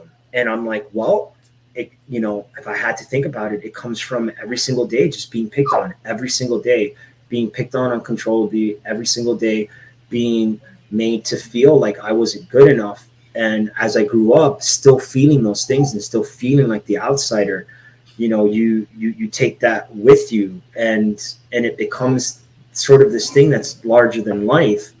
And then you get to adulthood and then you start, you know, you're an artist and you start making art and you realize like, you know, you can put that into your art and then you're like, okay, I belong. And then like, you still don't. And you're like, what the fuck is wrong with everything in this world that we know? But at the end of the day, you know, I think for me, the saving grace, you were saying like you weren't exposed to a lot of things when you came to Michigan because Michigan didn't have it, but you were exposed to a shitload of stuff because you were coming from a big city. I was not. I'll preface that. I was not coming from a big city. It was not coming from Delaware. Is not a big city. Gotcha. So yeah, so you really hadn't been exposed to some of this stuff, right? For me, I grew up in Miami, Florida, which is 90% Cuban American, and the other percent is like black, like I want to say it's like 80% Cuban or something like that, or Hispanic, and then like another 10% like black, and then the rest is like whatever else is around. White people are literally the minority. Yeah. So in Miami growing up, I had all these preconceived notions of what white people were and what Americans were, right? Because even though I was born in Puerto Rico, even though I have my American passport, even though my dad is American Italian, was born in Jersey City, raised in Puerto Rico, I have never felt American, because when I got to America, the first thing that I experienced in America was fucking racism. Like that was like the first fucking thing that happened to me, right? And so I grew up in a city where there's all sorts of different cultures and colors and everything else. And then I came to Michigan, and mind you, I come from, like I said, like all of my white friends weren't white, they were Cuban. And even my one white friend, we were like, nah, that motherfucker's Cuban no matter what. Like, he's an honorary Cuban. We just made him Cuban, right? So I love telling this particular story because it was my friend TJ, his mom and his dad and him and his family are like white American. Like, they're really, now his dad and his mom and his family grew up very religious. Like, I genuinely thought that all white people were like TJ's parents. They went to church every Sunday. His mom was literally Betty Homemaker. She would put on the apron and like make cookies on Sundays and always bake. Like, I genuinely thought that's what white women and men were. Like, I just thought that. And I got to Michigan and I was fucking terrified. I was like, I'm going to be around white people all of my life. What do I do? How do I behave? Like, what do I have to do? And in certain aspects, I had to change who I was yet again, because I needed to fit into a system that I wasn't belonging to. I couldn't, I was in my classes at MSU and I was like, yo, like this motherfucker right over here, he's just like, and I was having my urban speak and using the words that I would use every day back home in Miami, talking to my friends, and people in class were looking at me weird, and like I couldn't make any friends because all the girls thought I was creepy because I'd always kiss them on the cheek. And it was like, but that's just normal culture for me. So it was like all my life, it's been this like struggle to like try and belong somewhere where I just don't belong. You know what I'm saying? So like, I get what you're coming from. You're like, oh, it wasn't anything like yours. Yeah, it wasn't. But at the same thing, it is, because there's a commonality there where you just don't feel like you fit in. You've been told all your life, you're not this, so you're just never going to be this. And you're like, but I feel like this, but why am I not? And it's a weird thing. And then you get into music to bring it all around, and it's this community where we're all supposed to be like, we all just love music. We're all just musicians. We all love music. We all love things. Like you said, I love the fact that you were tape trading and shit, dude. Do you remember Columbia House? Do you remember that shit at all? BMG and Columbia House and all that, yep.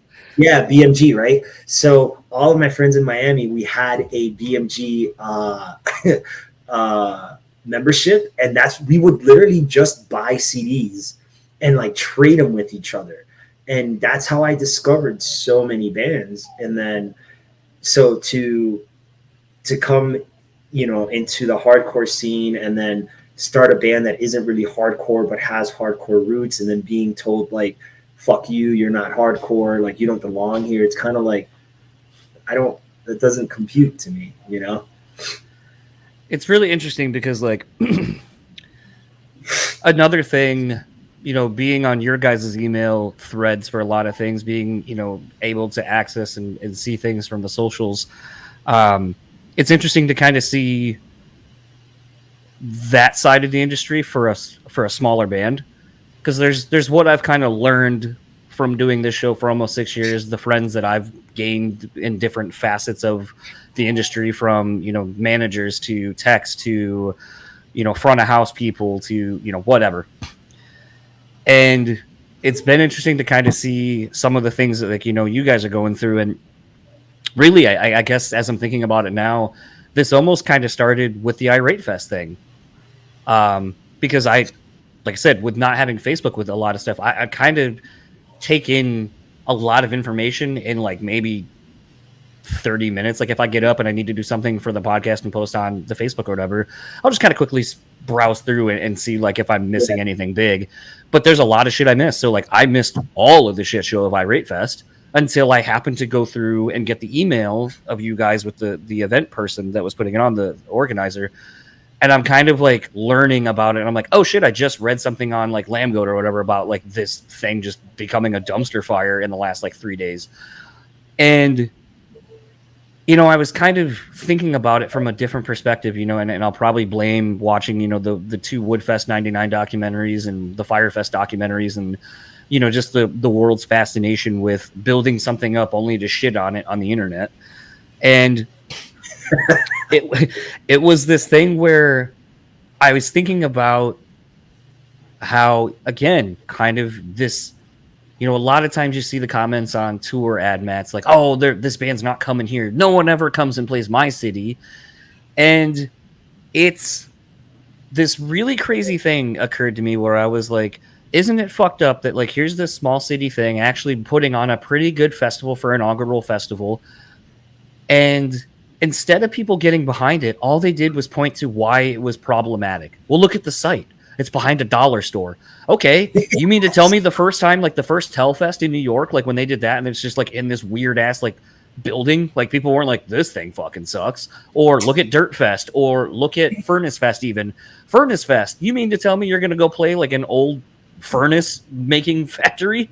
That sounds fucking stupid. Let me tell you why that shouldn't work. But we look on it with revisionist history, and now we're like, it's so cool that it's there. Look at all this history. It's a destination fest. It's all these things. And we didn't give this thing, and I understand there's more problematic parts of the story that I'm not talking about, because, and that's sort of like what politics do. Let's steer away from the thing that we don't want to talk about to highlight the thing that pushes our narrative. But it was really making me think about how here is this person who was probably not connected to the music industry really at all, from what I've gathered. The person that was his partner was, a bunch of shit started happening with that person, and now here's this guy trying his best to make this thing still happen. And without getting into too many specifics, you know, I kind of looked at it as a very admirable try. Like at one point, the band had bought on to be on the festival, and then this guy was like, I'm going to refund you your money. I'm going to move you to a different thing, give you a better slot. Like he was trying to make it work and was trying to do things to where I felt like it was going to ensure that this festival actually did well. I don't know if I lost Alfonso. I realize he's frozen. Maybe I am. Let's see if this picks up here in a second. Is it Alfonso or is it me? If anyone can comment, I know there's like a 30-second lag. If anyone can comment, am I frozen or is it Alfonso?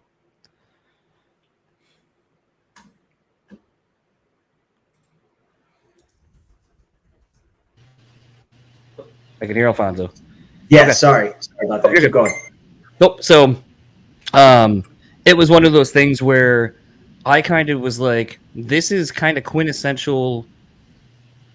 Like, instead of people trying to be like, let's support this thing for trying to be something for all of us and be another avenue for us to support bands and do a bunch of stuff, everyone was so quick to fucking turn it down and then just keep heaping onto it. And it's like, man, this, like, not to sound stupid, but it's like, this is why we can't have nice things, because you don't give anything the opportunity to become anything. Sure. We just shit on it so quickly.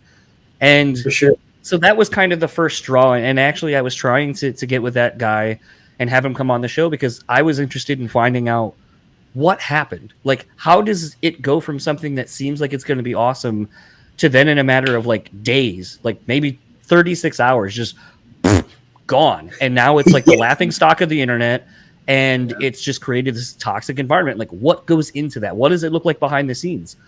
And sadly, that conversation didn't happen. It may eventually, I don't know. But it was one of those things where that happened, and then here comes this Furnace Fest thing. And to literally kind of see how quickly even that was turning against everybody, and seeing how it was clear that a certain few, selected few, were picked as, well, this is what the fest is. This is what it represents. And it's like, you know, me being into wrestling, professional wrestling, me being into marketing to a degree, I wanted to go so many different ways with this. And I think, you know, all of the people here will find this amusing. At one point when we kind of realized that bands that weren't going to win were literally seemingly working together to make one of the bands beat Heartsick, we had the idea at one point to throw the whole fucking competition and throw it and tell all of you to vote for the other band that they didn't want in like the last 20, 30 minutes. And was one of those, or like in the last like hour or two or whatever. And I was like, fuck it, let's torch this. Let's do this. Let's make them remember Heartsick for ruining their fucking gatekeeping competition bullshit. And was one of those where I was like, let's do that.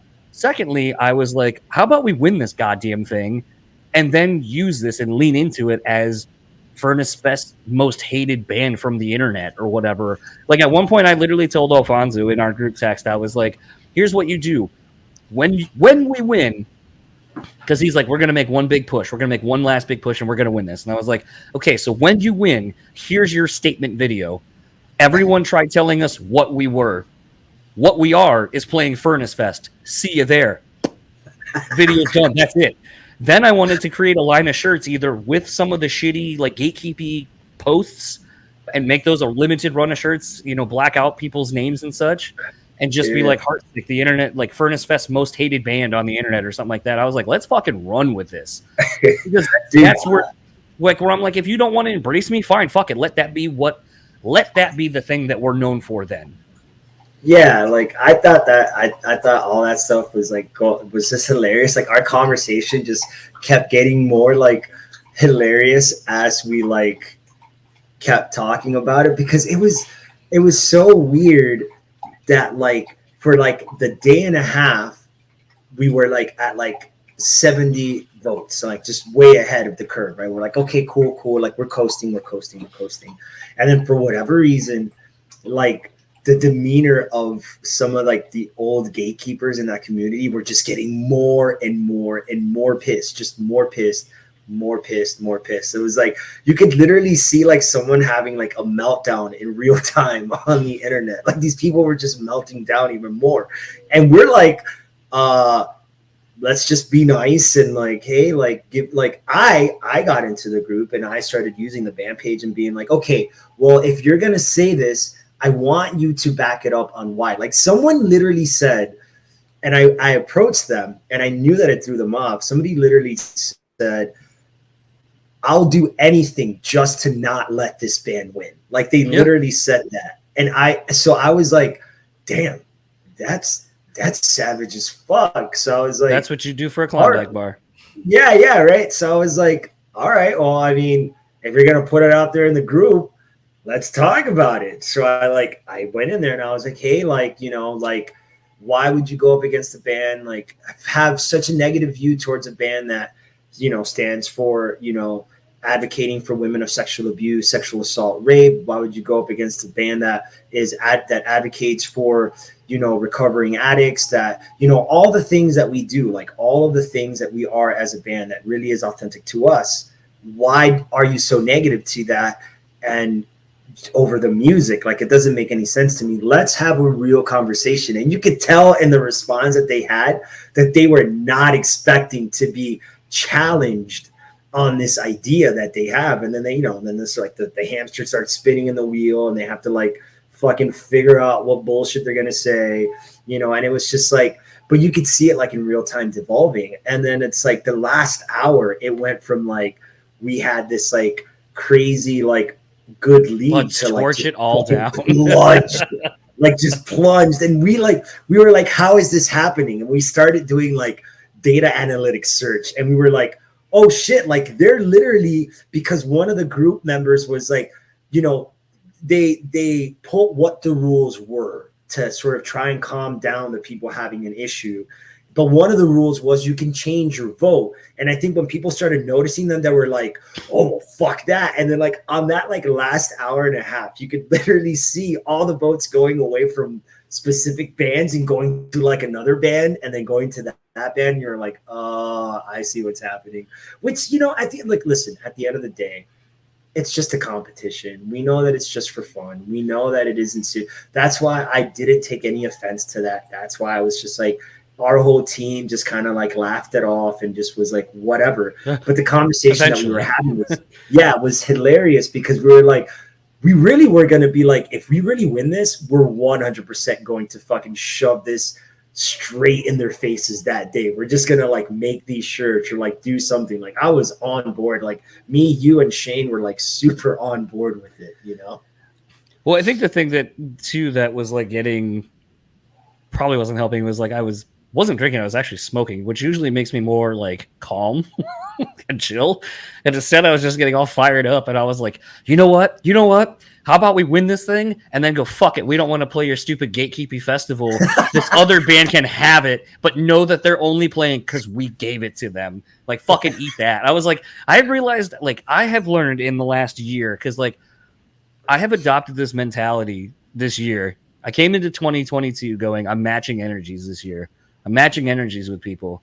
And I mean, it goes both ways. If people are super nice to me, I match that energy back. For sure. But what's been a really interesting experience has been matching negative energy with negative energy. And I know that's the low road to take, but it's been interesting because I've always done the killing them with kindness thing, and it only gets you so far. And it doesn't change how people will treat you. That's true. Yeah. That's true. So there has been times, like, you know, I was telling Andrew from Dance Gavin when they were playing in Detroit, and it was funny because we were at the same bar this happened, eating before the show, and I go, so he was like, oh, this is a cool little bar, you know, really cool little spot. I was like, yeah, last time I was here, we were here for Being as an Ocean, and we came after the show because our hotel was literally right across the street. And this lady was being a fucking bitch and was just like smashing her credit card on the bar. And the bartender, obviously, if you've never been to a bar, you don't do that. That's not how you get a bartender's attention, or snapping or doing a million other things. Yeah. And so the bartender walks by me, who I'm like 2 people away from this lady. And he goes, can I help you? And I go, I think she needs help a little bit more than me. Go ahead and help her. I can wait. And he's like, that's not how it works. I go, I know. I was just trying to be nice. So then we kind of keep making fun of that patron and patrons like that.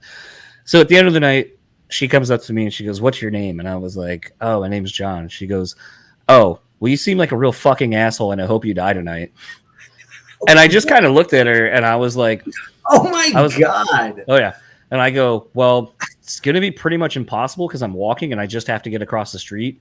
And it's a one-way, so I probably am going to be completely fine. I go, did you or your friends drive here tonight? And she goes, yeah. And it's snowing its ass off, like real bad snowstorm. And I go, did either of you guys drive? And she goes, yeah. And I go, oh, well, then you're really making more terrible decisions than I am. And I was like, you're still here. And I was like, so I hope you get into a fucking accident and die tonight.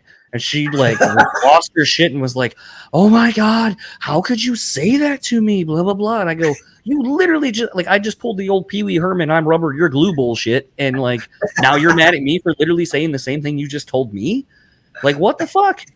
And it was interesting because every time this year that something like that's happened and I met someone's negative energy with whatever they're basically saying, it's shocking to see how people don't like it, and they seem so shocked that I'm saying it back to them. And it's like, what did you expect? And I think the bigger thing that I've talked about, and I'll get off the social media high horse after I say this, but I think social media has created people who feel like they can talk shit and literally nothing will come of it, because you can anonymously say shit, and what are you going to do about it? Secondly, we've created a world where people can curate the world that they want. If I don't like you, boom, you're blocked. You don't exist. I don't want to see this. I can curate the world as I want to see it. And I'm not saying people are snowflakes and can't handle fucking life. But what I will say is that I think it's created I don't want to even say a generation. I think it's created a bunch of people who curate a world that is not how the real world is. And when they can't handle it, they don't handle it well or at all. And I think that's been a bigger thing that I'm seeing, is that it's creating this kind of really toxic environment where it's, if I don't agree with you and you don't agree with me, well, then you're to blame. You're the problem and you need to be removed. And it's all on you. And they take no ownership of their hand in it. Yeah. They're not willing to learn. They're not willing to have arguments and disagreements and try to see people and meet people halfway. I'll at least say this, like, it's been interesting getting older and growing up in a world where so much has changed, not just from me getting older, you getting older, the world we live in, but literally how we have to interact with each other now. And I'm not saying that having people who feel safe and feel that they can be who they are authentically can, and then, I want to be called here are my pronouns. I'm not saying that those things are bad. I think it's great that people are able to become more who they are. I actually just said the other day, I feel like I'd rather be a young teenager now because I feel like I could be 100% who I am or was. And I'm in an environment where it's more conducive to doing such.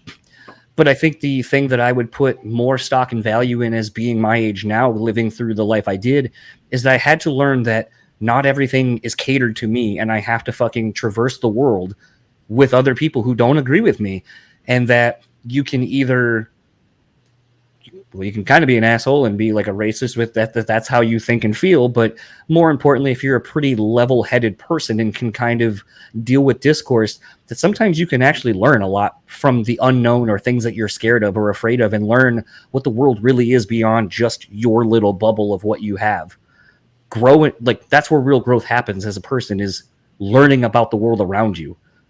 Yeah, I mean, it's funny that you say that, because my approach to it is obviously still being quote unquote nice, but really challenge people. You have to. I've learned that a lot of the times when people say something specifically on the internet, they just think that they're gonna like say it and it's just gonna it's gonna be done. And some people just let that happen. Or what ends up happening is like people are just like it devolves, right? It's like the Spence thing.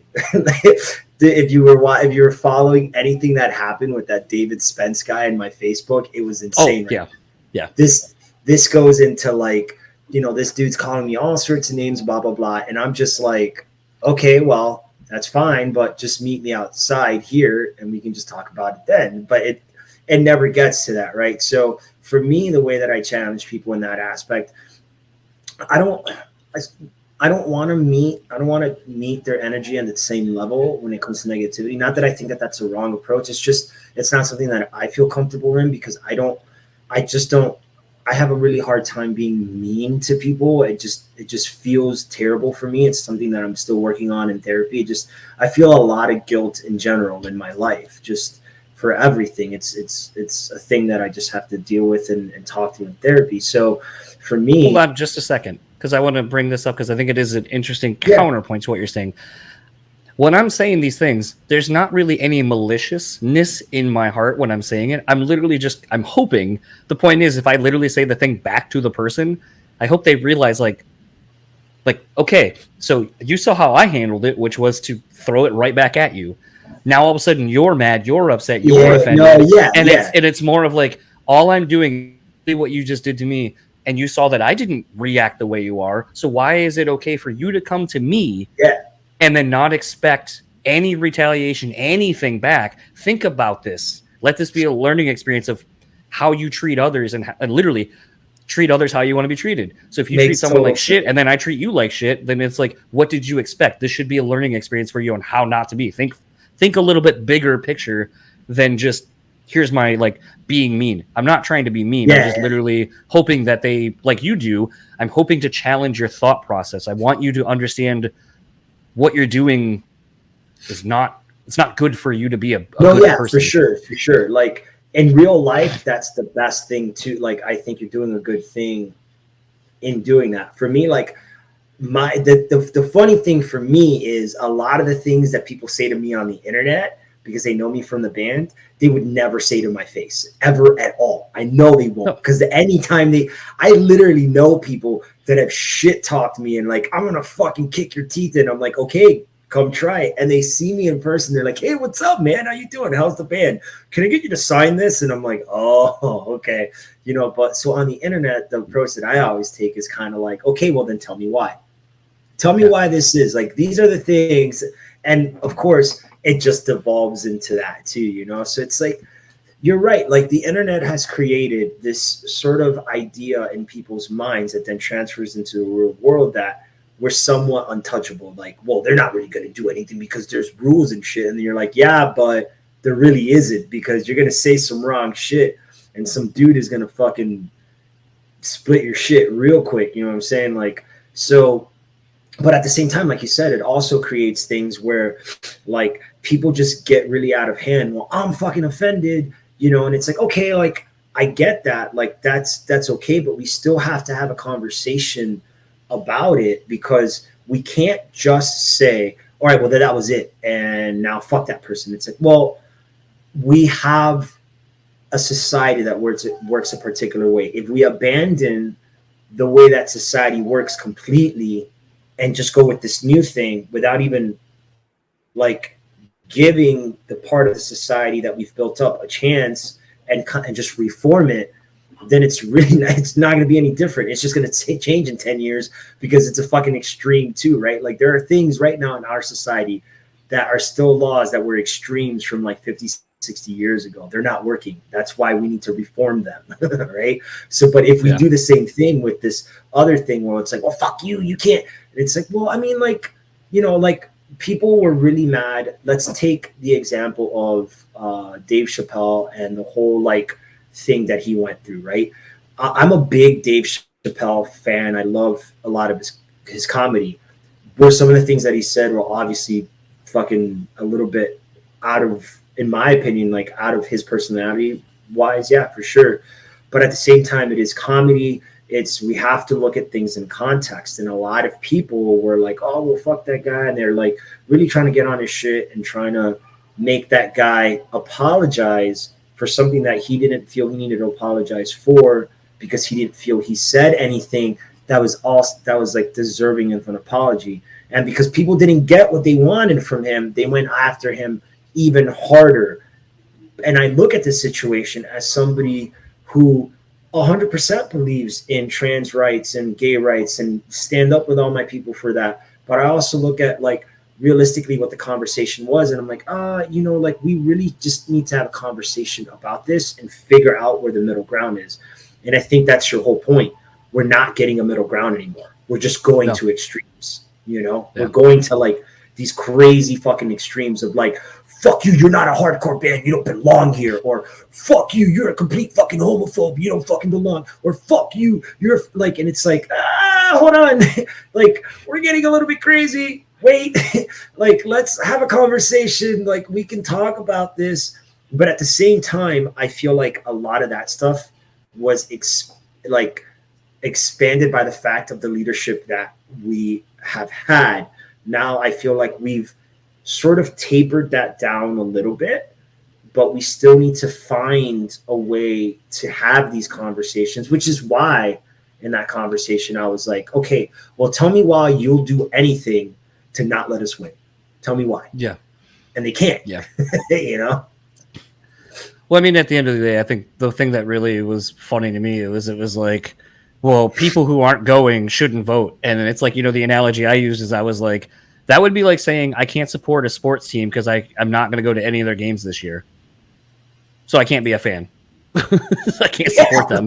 Like, oh, okay. Just because I don't live in Atlanta, I can't support the Braves and they don't play anywhere around me. Like, so I can't be a Braves fan then? Oh, okay. Then I guess I have to stop because I can't go to a game. Yeah, to me, a lot of that too, though, it seems like what it feels like. Like I said, I'm 40. I'm like an elder millennial, right? Like I'm 40, but it also feels like my generation and like the older people like me and then like my parents' generation are really the ones like pushing this crazy type of shit, like to, you know, like, well, all fucking young people are lazy and fuck these people and they don't work. And it's like, nah, that's not it either. Like, they're just realizing that the advantages that you had don't exist anymore, and we have to make an advantage now for ourselves. So you're the one that said, work smarter, not harder. And now the younger generation is working smarter, not harder. But you're like, they don't want to fucking work. And it's like, that's not it either. Like, you're just out of touch with how things are working now. Like, you know, I don't think that the younger generation is lazy or motivated. I think they're just trying to figure out how they're going to traverse the world that we live in now, how they're going to traverse deep racism that's just hidden. Like, if the Trump era taught us anything, is that racism still really exists. It's just like, it's underground, right? Like, that's really what it is, you know?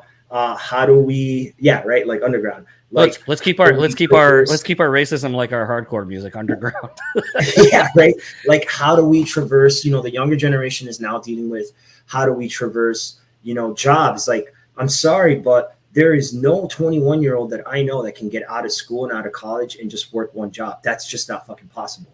Like, no. It just isn't, you know? So they're looking at guys like you and me, and then their parents and then their grandparents are like, we can't do what they did. We have to work to, like, all of my friends, every single one of my friends at my age has 2 jobs right now, 2. And we're 40. And most of us either went to college or tried to get some education and have careers, but we're still not making enough money. Imagine what, like, these 20-something-year-olds are going through, right? Like, so it's like, there's extremes on all ends, but I feel like one particular spectrum of that extreme is really pushing the extreme further because they don't understand how the world works now, because they're so far removed from how things are now, because they don't have that that foresight, because they've got their pensions, they've got their social security,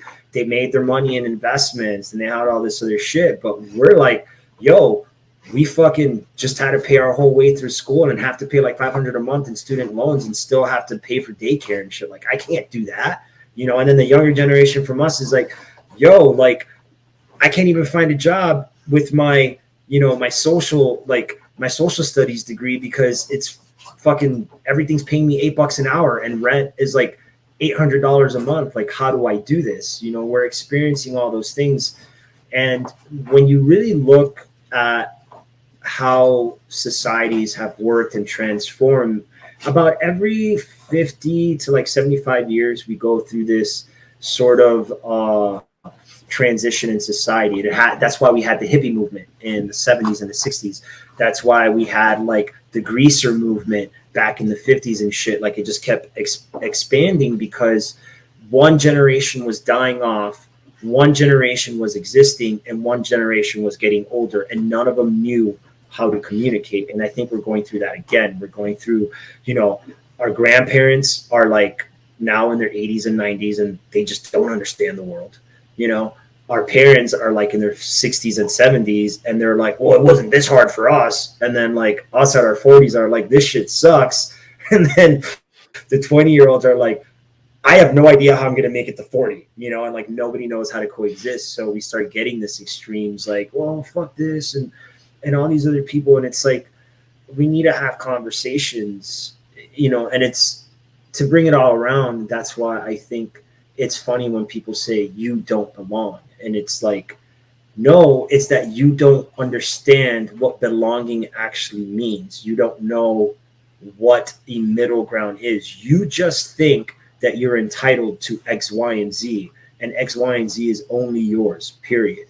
And anybody else who doesn't want X, Y, and Z can just go fuck off. And it's like, that's not how we work. Like, there is tons of us that need to figure out how we're going to get together and figure this out, right? And it's like, and you look at a community like that, and you're like, you're only going against your principles, you know, you're only going against what you say you stand for, you know. It makes no sense to me. And it's weird. Yeah. I mean, you know, we live in a weird time where none of us really can gauge where we're going, because a lot of things feel extreme, and a lot of people just feel comfortable like being like, fuck you, John, on the internet, your podcast sucks. and you're like, oh, well, fuck you too. You suck at life. And they're like, how dare you? And you're like, no, how dare you?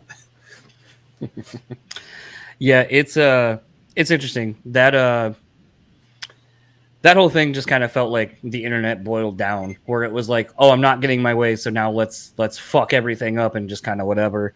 Which, you know, honestly, speaking of communities and internet communities and all that kind of stuff, I feel like this is as to kind of wrap things up, because I'm going to go hang out with my wife since we've been talking for like 2 hours. And you have your wife and baby to get back to. It's one of those things where, you know, like I said, we've been talking behind the scenes a lot about how do we make the band something beyond what it is? How do we start reaching these next levels? How do we start, you know, making things that seem unattainable attainable? How did we start making them honestly more cost efficient? And much to the behest of Alfonso, something I had thrown out a while ago that we're kind of getting to the point of with the bands. And, you know, I hate to say that it boils down to money, but honestly it does. We're starting a Patreon for the band, and I've been building that over the last probably week or two with various tiers. We're kind of trying to make it to where it's not really going to break anyone's bank if you go to like the top tier. I think right now, I think I have it set at like $30, which sounds like a lot, and it is, but it's really for the people who have the money to invest in. But unlike a podcast Patreon where I have to create all this extra shit that like I literally have to come up with and then feel like an asshole when I'm like, man, I work kick my ass and I just don't have time to sit there for 45 minutes and do this extra thing. You know, a band has other people and other things. So it's like going to include, you know, demos of stuff that like haven't been released ever. We actually tonight, right before we started this, we're working on an exclusive t-shirt for the Patreon people. We are, you know, meet and greet, like extra VIP meet and greets, which I know, like, I hate to say it like this, where it's like the band is so accessible that I hate to be like, we're going to charge you to hang out with the band. It's really not going to be that, but it's going to be really dedicated one-on-one time. Because if you've ever hung out with any of the guys, they're all over the fucking place. Waylon and Jared are usually operating somewhere in the van. Alfonso's doing a million things to make sure the show's about to get ready to go. And really really the thing that I kind of wanted to do with it is I wanted to, and I've been saying this all along, and all of you guys, gals, people that are behind this band, that have been supporting this band this whole time, you're literally why I came up with this idea. Because I said, you know, like, I'm just going to really put this out there, and I'm not going to say whose it is, but there's a festival that the band is getting to play. They have a radius clause of 300 miles, and nothing, I think, was it 60 or 90 days after the festival, 30 days after the festival, you can't play within that range leading up to that fest, and 30 or like a month or two after the festival. And for a band of Heartsick size, not being able to play shows leading up to 300 miles can really, that's a long distance to go where you can't make any money on your way there or back.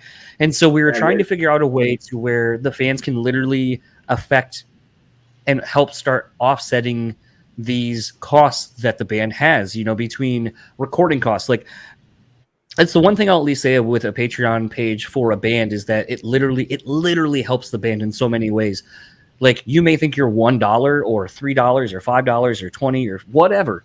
You may not think it actually is doing anything, but if enough of you've all seen what you all can do when you get together and pull together. Now imagine from a financial standpoint, if you just gave a little bit of that would allow the band to pay for the music videos that they do faster. You get to see those faster. You get to hear a new record faster. Because I'll tell you what, when we went to Atlanta last year, I heard the whole album there's still shit I think I've heard that hasn't even come out yet. And probably won't for, and I was going to say, and probably won't for another, because of the rate of having to pay it off in increments, in addition to everything else that the band has for costs. It's just a way to actually get everything that's coming down the pipeline way faster. And if we can kind of all mobilize and help the band financially, it's only going to benefit literally everyone that's a fan of the band and literally the band members themselves. And we're also trying very, very, very, very hard to add value to what the band is doing. Like, you think that they give away shit now? I think Shane even made a comment. He's like, yeah, all these tiers are cool. I think we're going to lose money eventually on all of these with the stuff that we're going to be giving away. And I was like, yeah, but I don't know. Isn't that the ethos of the band too? Is like, it's not necessarily the money, but you have to spend money to make money and all that kind of stuff. So yeah, I'm very much looking forward to launching this. I think we're trying to make sure that, like, when we actually launch this, there's actually stuff in there day one, so you're getting your ROI. But it's one of those things where I'm really excited to see what this does, because I think, for as much trepidations as Alfonso has had about asking for money or people donating money, however you want to phrase it, I do think that it becomes this thing where I think the community that the band has built will rally and support the band in this situation. But I think it will also really, and here's what I'm most excited about, I think it's going to bring more of the community together within themselves. You're going to have people who don't know each other that are going to start communicating with some of the Patreon hangouts and some of the other content that we're looking at doing, and it's going to build more friendships. It's going to expand your own network through like-minded people and stuff like that. And that's honestly what I'm most excited about with this. Is everyone already knows you have the one thing that you all already have in common, which is supporting Heartsick and liking them or the guys. So now let's take that a step further, and we can build our own community and so forth. And that's what I'm excited about with it. I don't know about Alfonso personally, how he feels about it. Like, it's funny because you and Shane have had to, like, 100% like hold my hand through this. I'm like the scared kid trying to jump off a ledge. I'm like, I can't do it. You guys are like, dude, it's gonna be fine. Like, you guys have had to do so much coaxing to me and, like, talk to me about the reasons why we should really be doing this and why we should be really looking into this, and the more I've thought about it, it's true, because the band's ethos is really DIY. Like, at this point, we're just like, fuck it, no one wants us, we're just going to take this shit anyway.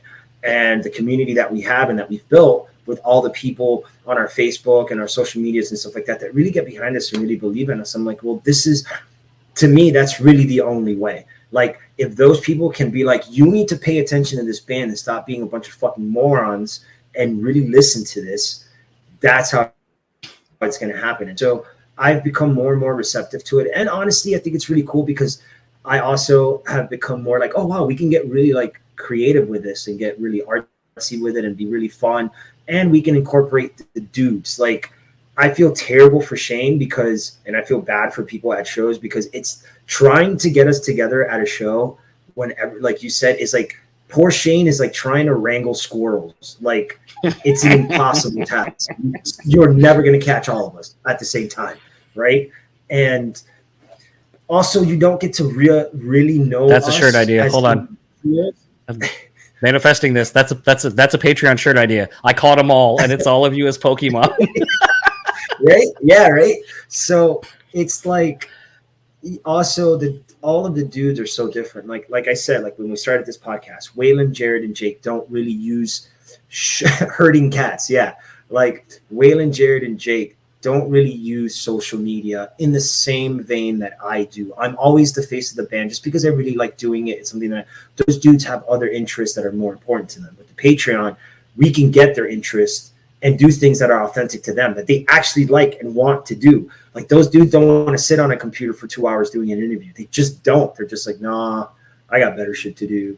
But you're like, yo, do you want to sit in front of a fucking screen for like 2 hours and play this video game and talk shit to each other? Yeah. And they want to do that, right? Like, we can do stuff like that. So, as to where I honestly was very, very apprehensive at first, I really fought it for the last like 6 months.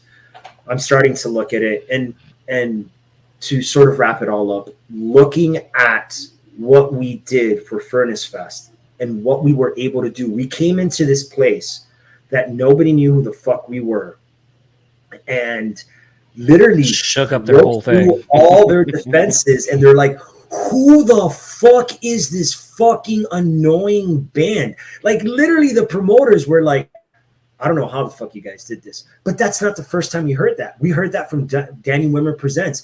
They literally called our radio guy, our radio station. We're like, who the fuck is this band? How are they doing this? What are they doing? How are they making this happen? And that's kind of like where it dawns on me. Like this Furnace Fest thing was like, dude, our fans are the shit. Like they are really the driving force of this.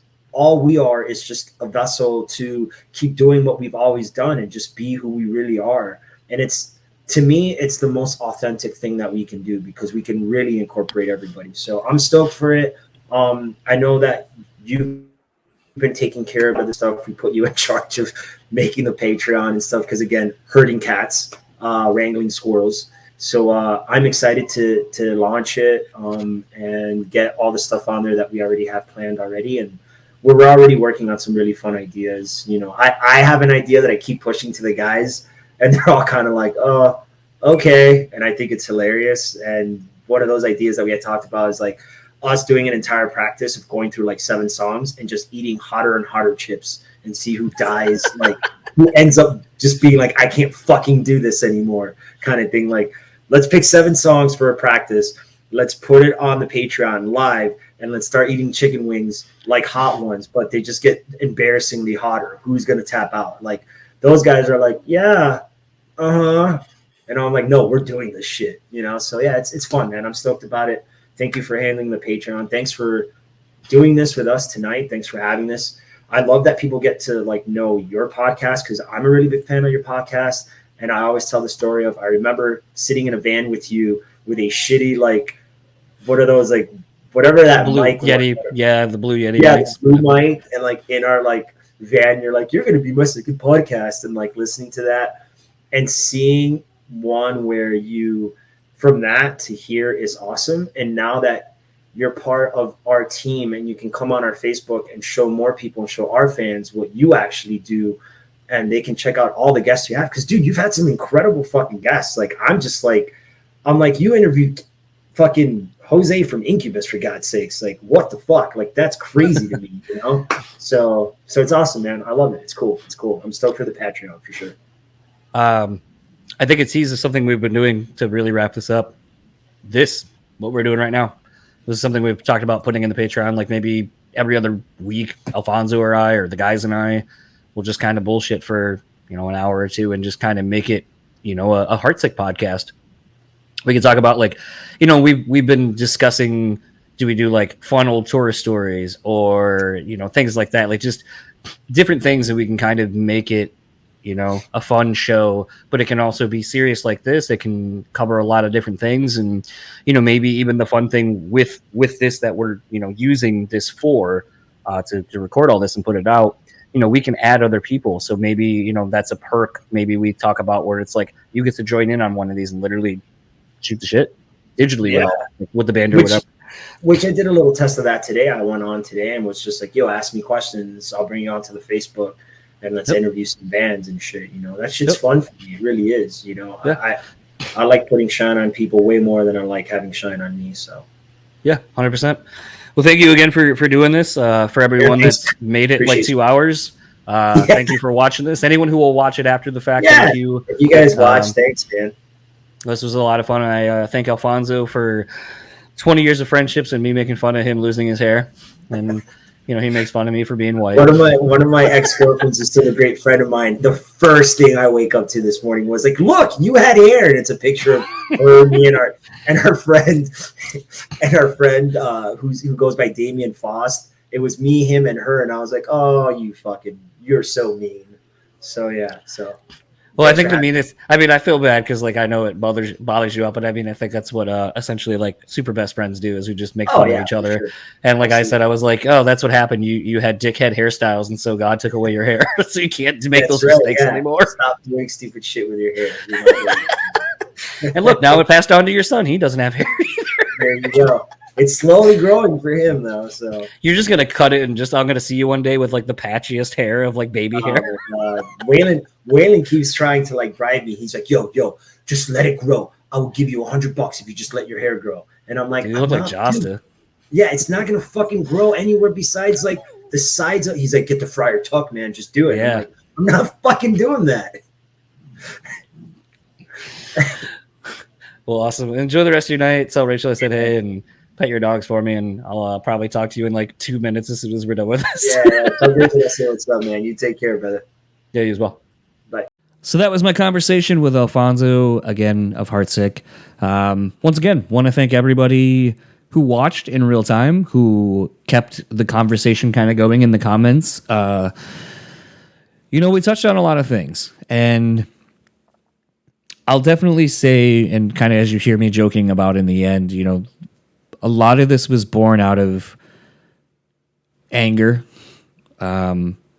Initially, I think my wanting to have this conversation was to really shed light on a lot of hypocrisies, a lot of the issues I think that stem from this scene that so many of us love and support, but it's its own worst enemy in a lot of senses. If it's not core enough, if it's not angry enough, if it's not niche enough, if it's not this, we're our own worst fucking enemies, man. Like, why? Why do we care so much about this band doesn't fit because of whatever? Like, I don't get it. Like, I think someone in the comments said it really well, and Alfonso kind of paraphrased it during our chat, where it's like, someone creates art, and then all these people try to tell you what your art is and limit your voice and all these kind of things, and they have nothing to do with the creation of it. And these are also the same people who wouldn't want someone to do that to them. And I think that's kind of the bigger narrative I kind of came to when getting ready to do this, is I didn't want it to be one of like a vitriol where I'm just like, well, fuck Furnace Fest and fuck all their fans and fuck the hardcore scene and fuck all these people. It really was about shedding light on, it's in spite of all this shit that we still love this music. We still love this scene. Why? Why do we still want to be a part of this thing that has kind of habitually shown that it doesn't want us at times? And I still don't really know if I have the answer. I don't know if I've come up with the answer yet, but it is fascinating to be in this sort of masochistic world where, if you like something, well, then you're not core enough, or if you didn't do this, or if you didn't go to this show, or this weird hierarchy of whatever the fuck it is. I don't know. And really, I have to kind of remind myself that once you're actually at a show, a lot of that doesn't exist, because those that are there fucking want to be there. We love the live band. We love the band. We love being at shows. We love seeing our friends. And it's about that. And that's what I sometimes have to remind myself, is that when dealing with the shit on the internet, that's not real fucking life. That's the vocal minority. And they are very vocal. But I won't say that it also isn't what makes me not enjoy heavy music at times. I think when you think of like pop music or even hip hop or whatever, what you don't see? You don't really see people being like, oh, well, fuck this guy or fuck whatever. They don't care. They just don't talk about it. Like, sometimes someone might be like, oh, I don't like, Lil Wayne. I think he sucks. Or Wayne's the GOAT. I can't believe you like blah, blah, blah. Like, that's about it. And sometimes it's not really even that big of a fucking deal, because they don't care, because it's like it has nothing to do with anything. I can like my person and you can like your person, and that's fine. And I don't know what it is about rock and metal. And I feel like it's so funny, because everyone's like, where's this, like, we're the underground and no one likes us or no one supports us or da-da-da-da-da, like a badge of honor. But at the same time, everyone always comments about how we're treated like second-class citizens for liking this music. And it's like, well, no shit, because all you do is make no one want to be a part of it. Because we, however you want to phrase that, are our own worst part of this scene. Shit, look at fucking Metallica. Stranger Things comes out. Now all of a sudden, they have a song and a new generation of people found Metallica. Instead of being like, isn't it great that people are still finding and loving music that we've all known about for a while? Isn't it great that you love Metallica now? Aren't they a fucking great band? Fuck yeah, they are. Welcome. Here's 40 fucking years worth of music you have to now look forward to getting into. I can tell you some of it's not as good as the rest, but welcome. That's how it should be. Should be welcoming. Hey, if you like Metallica, guess what? You want to hear another band? Here's this band, Megadeth. You know what? The guitar player on this song used to be in the band. Now he's the singer and the guitar player of Megadeth. You want to hear something crazy? They both have the same song, but it's by each of the bands and different lyrics and all this kind of stuff. Like, to get someone into the scene, you would think it would be more supportive and more of like, if you like this, let me show you all these other things. You should be excited about it. But instead, the adverse happens. Everyone gets into Metallica and everyone's like, oh, you're not a real fan because you only found out about it from a fucking TV show. Who fucking cares? Be appreciative that we got someone that had the exposure of being on a fucking giant TV show. And instead of celebrating breaking through into the mainstream, granted it's with Metallica, but it's from a song before really they were big and mainstream and became what they have become. Celebrate these wins. Who gives a fuck? Who gives a fuck how you got into anything? How did anyone get into anything? You were probably seen it on something, some mainstream thing, a magazine, whatever. Like, I don't know. We are our own worst enemies when it comes to this. And it's so infuriating. And I know from talking about it to other people literally in the scene, literally from last week's episode with Tanner, where I was like, yeah, I don't really like fuck with, the scene, and I don't listen to metal all the time and all this kind of shit. It's like, yeah, because it sucks. It sucks dealing with all these closed-minded people who think they're better than everyone because, oh, I found this band first. I used to have a joke with a friend of mine. Oh, I only liked them when they won the demo, when they sounded like shit and didn't even know how to write the song wasn't even a complete song. I liked them when they were them. Not once they finally put out a whole record of actual songs, posers. Like, that's how this shit sounds. It sounds so fucking stupid. I don't know. Got nothing else to say about it. It's really infuriating. And I'm really glad that Alfonso came on and allowed him and I to have a real conversation about this and about bigger talking points, about racism and about exclusivity in our culture, in our not just music culture, but in our actual cultures. Him growing up Hispanic as a POC, moving from Puerto Rico to Miami to here in Michigan, me kind of having a similar journey through a different set of circumstances, but we're all fucking people at the end of the day, man. Like, I think that's the thing that gets lost in all of this is that we're just people and we just want to be accepted and we just want to find a place where we can be us. And music is supposed to be one of those things that brings us together. And it's crazy at how much it actually divides us. And that's sad. It's really fucking sad. So, in wrapping up this episode, if you would like to keep up with Heartsick, you can find them at Heartsick Band on Facebook, Instagram, and Twitter. If you would like to keep up with Alfonso, you can find him at Alfonso Civile on Instagram. You can find him at his multiple pages he has on Facebook.